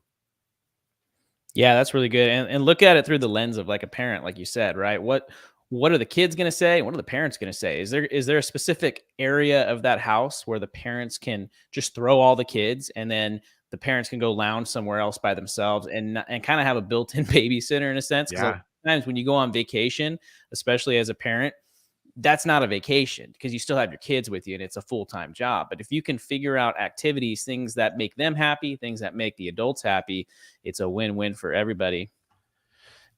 So a couple of them, like I'll give you an example. That's literally how I'm looking at the house. So I bought one property on Oakmont that has insane views, like some of the best views you're ever going to see in a property ever. And it's 3 levels and has a basement. So the idea is on the first level, when you walk in, that's where the kitchen is. I'm putting a huge dining room table where everyone that goes to stay at this house that has 6 bedrooms, that they'll all be able to eat at the table as a family or as a group. And then there's going to be some couches and a TV around the fireplace. That's where like grandma and grandpa are going to be, or the people that don't want to go up the stairs. Then you go up 1 level, and that becomes the grown-up level. There's a pool table, there's a dartboard, there's some really cool classy decorations. We're installing bench seating around the windows at that level, so the women can sit there and look at the view, and a bar where they can have like cocktails made and a big screen TV, but the decor and a poker table on the other side. So you can have the people who want to play poker and shoot pool on one side, the people that want to sit and have cocktails and look at the view on the other side, and a TV in the middle if anybody wants to watch TV. That's where most of the grownups are going to stay. Then the upper level is going to be for kids. We're putting 2 bunk beds in the main floor, as well as the 2 rooms that are up there that are going to have bunk beds, because you can sleep a lot more kids. Parents don't want to sleep on a bunk bed.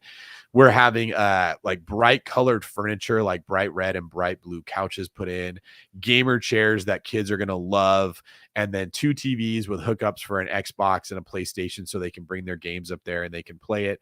And then arcade games put in, a foosball table, a ping pong table, like a bunch of cool stuff that a kid would see that and say, I want to go there. We're going to have like the Marvel characters theme stuff on like cutouts of the characters and posters on the wall. And that's probably the cover. The bedspreads will look like that.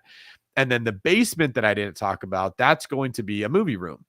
And then I'm also going to put in some other games down there. Like I may end up having to put the ping pong table in the basement, and we'll have like little games that kids would like to play, a tic-tac-toe area kind of set up, one of the really big Connect 4 things. So that's going to make every kid excited when they see the picture and they see like their own home movie theater with a popcorn machine or a little kitchenette where they can cook popcorn. And then every single level of the 3 levels has 360 wraparound decks. It's huge. So now at the grown-up level, I'm going to be putting benches where they can sit with like a cooler where they can fill it up with beers. And at the kid level, I'm going to be putting in basically that same like mini golf, like a little golf course where they can do it, and an area where there's going to be like cornhole and stuff like that. Maybe I'll put that on the grown-up level, but I'll be putting in games where the kids would get excited. But yes, that's the idea, is you have to have something that the parents be like, oh God, we could just put the kids in the top and be done with it. Don't have to worry about it, right? Like they can't sneak out. We're putting locks on the doors so the kids can't go out on the deck without the parents knowing it. They have to come down the stairs and people would see them doing it. That level of creativity, we rarely ever got to apply this to real estate investing. You would just, the only creativity would come in the form of like, what color are we going to make the countertops? Like, how pretty am I going to make the house? Now you're getting to add some cool stuff into this. And I just encourage everyone, you should embrace this. This is one of the few times in history and in the future of where our industry is going where your creativity can make you money. There wasn't a whole lot. The creativity before was in the way you structure the deal, in the way that the seller financing happened, right? In the way you could maybe do subject to. Now you actually get to put creativity towards the deal itself. Yeah, I love it. It's like what Walt Disney said, right? When he came up with the idea for Disneyland, he wanted to create a place for both parents and kids to have fun together. That's a great point. Yeah, so you can do that in a property if you get the right kind. So the October event we'll be doing for the retreat, we focused on big profits in luxury real estate. So higher price homes with more square footage, where you have more opportunity to do this kind of stuff. Carrie here says, how do you realize the return on those luxury long-term rentals? Well, they should cash flow right off the bat. I don't buy anything that I don't expect is going to cash flow.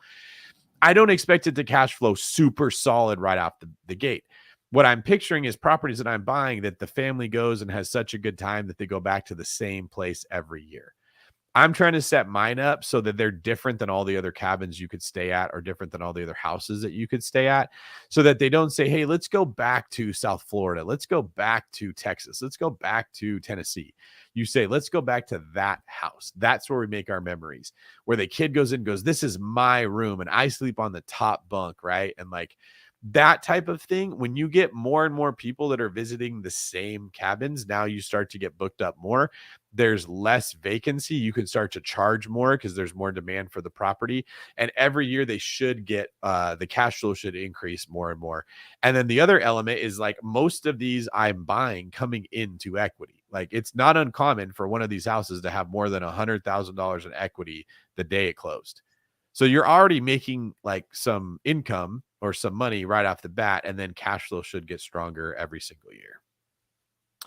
What do you think, Kyle? Anything else we should talk about before we let everyone get out of here? I think the people want to know what kind of basketball player you were, and I'd love to hear what kind of basketball player you think I was. So why don't you do me? I'll do you. All right, I'll go first. So first off, if you guys didn't know, Kyle played in college. He's a very unassuming baby-faced guy, but he was a very, very good basketball player. He played at 2 different colleges, actually. And he was very fast, very good shooter, good passer. Like he could get people open. And Kyle was scrappy. Like he wasn't the pretty boy that wanted to do a bunch of cool looking moves so you'd think he was great. He was the guy that was going to just like put his shoulder down and get around you and get other people open. Like Kyle wasn't afraid to set screens for me or to get to the rim and like dump it off at me. He would usually be, as he's driving, trying to figure out like where's David going to end up, because he wasn't the tallest guy. So as he's going in there, all the huge big guys are all going to be collapsing, trying to figure out where Kyle was. And I would say like at your prime, when you were playing all the time, you were like pretty much lights out. Like if you got a good look, it was going down almost every single time. Like you were a very good 3-point shooter. It didn't last long, but you're right. And that's fun. And the one thing you were always telling me, and it's kind of funny because it parallels with business. You've always told me in basketball that I need to play more aggressive, and you do the same thing in business. So you helped me elevate not only my my basketball game, but you helped me elevate my business game too. So Sean Livingston from the Warriors is a Bigger Pockets fan, and he was telling me that Steve Kerr will often say that people play basketball the way they live life. ooh. So if you live life as a selfish person, you'll play the game like that. If you live life as a passive person, you'll play the game that way. If you live life as a person that overthinks, you'll play the game that way. If you live life as a person who needs to think a little bit more, right? We've got the Ron Artest, and who's the other guy that just irritates everyone? It's Steven something. Who's the meme of him blowing in LeBron James' face? Oh yeah, I know who I'm talking about. Big blank. Yeah, I know what you're talking Maybe about. it wasn't Steven. I can't remember who that guy, but like that person, right? Just like kind of like an airhead, doesn't really think about things. JR, what's his face, is another example of that. JR Reed. Yeah, JR. Yeah. Is it JR Reed? Maybe. The one that played with LeBron, and I think it was in Cleveland, and like he didn't know how many foul shots he had or something like that. And like LeBron just went, yeah, Lance Stevenson. That's what I was trying to say. Thank you, Robert. Yeah. But like those people probably don't think through much in life. J.R. Smith. Thank you, Robert. Yes. Like I'm pretty sure he's not thinking about the future. He's not trying to put businesses together. He's not reading books on philosophy, right? You play the game the way that you live life. So if like Kyle's a naturally, like he was a facilitator. He's like, all right, I got to get guys involved in the game. He's looking at the whole team. He wouldn't have been thinking about himself as much. So I would have to push him like, okay, for you need to be thinking about like how you would, how you could help us in this case. So now your turn. What would you say? Yeah. So I've been saying this a lot lately. You reminded me, you remind me now a lot of the way that Alex Caruso plays basketball. If you've ever watched Alex Caruso play, he's not just a traditional, I'm going to figure out a way to play, but he's also not the most athletic player either. So he's very smart in the way that he approaches the game. And so that's kind of how you approach the game, is you approach it from an intellectual perspective. You look for your spots when you need to, you look for your shots when you need to, but you're always thinking 2 or 3 steps ahead. And that's kind of how he plays. And so a lot of people, it takes a while for them to get used to playing with you because you do think so far in advance of, hey, if I set the screen for this guy and then I roll over here, all they have to do is dump the ball over here and then I can get this guy open. But at the same time, you weren't afraid to take your shot when it came. So you were a very, very smart player. And yeah, you were the GOAT at Sierra High, and now you're the GOAT at have bigger pockets in real estate. It's funny you mentioned that, because I think that explains why I'm frustrated a lot. Is I am thinking a couple steps ahead, and when the people I'm playing with weren't, that was very frustrating. But probably didn't make sense for me to spend that much like effort expecting other people to think that many steps ahead, like. And I think that develops out of I was more athletic than a person who didn't play sports, but when you compared me to like the best basketball players around, I wasn't jumping as high as them. I wasn't running as fast as them. So you sort of have to like outthink someone or outtrain someone or something. And with wealth building, it was the same way. Like, I didn't come from a rich family. I've never been in a position where I was like, I had so much money coming in. I didn't like design Uber and make 150 million and then figure, oh, I could just go buy houses. Right. There's always an element of having to be scrappy and having to see angles that other people don't have. So. No, that's really good. And there were some people that would catch on to you, and they were the people that were able to sync up. And I'll never forget, man, when you and I were probably at the top of our game, and we played in that 3-on-3 tournament. We should have won the entire tournament. Yeah, in Turlock. I mean, we were probably the best 3-on-3 team there, and we got our butts worked by this team of non-athletic looking intramural type players, and they just killed us. But they just kept making threes from so far away, and I just didn't believe it was going to keep happening. I still, just saying that is burning me right now. Yeah, I think that was like the best game and shooting outage that they've ever had, because they just did not miss. Yeah, they had a girl on their team and she didn't miss. No, she was good. I mean, we probably needed it. Our egos were probably too big at that time. Yeah, that's what it was. In fact, I'm pretty sure I'm the one that blew that, because I think that my player was scoring and I kept saying like, we're good, man. They're not going to keep doing it. And then I do remember game that point before I was like, oh, they're going to keep doing it. I have to really, really step up. Who was the third player on our team? John Fahey. Oh, that's right. He was not as good as you and I, but he was a pretty solid person that we should have won that thing. Yes, we should have won for sure. Never judge a book by its cover. That was a strong lesson we had to learn that day. Thank you for asking that, Josiah. All right, guys, thank you for joining us on this live. I hope that I brought some value and you're able to leave here with a little more confidence when it comes to real estate and wealth building in general. Please do me a favor and subscribe to the channel. I was supposed to say that like every 30 minutes, like everyone on YouTube, but I never do. So could you just make up for that now and go subscribe here so you get notified when we do future events like this, and then tell your friends about it, because we want to grow it to more people. Any last words, Kyle? Thanks, everybody. Yeah, this is fun. Everybody have a great long weekend with Labor Day, and we will see you guys here next week. All right. Thanks, everybody. See ya.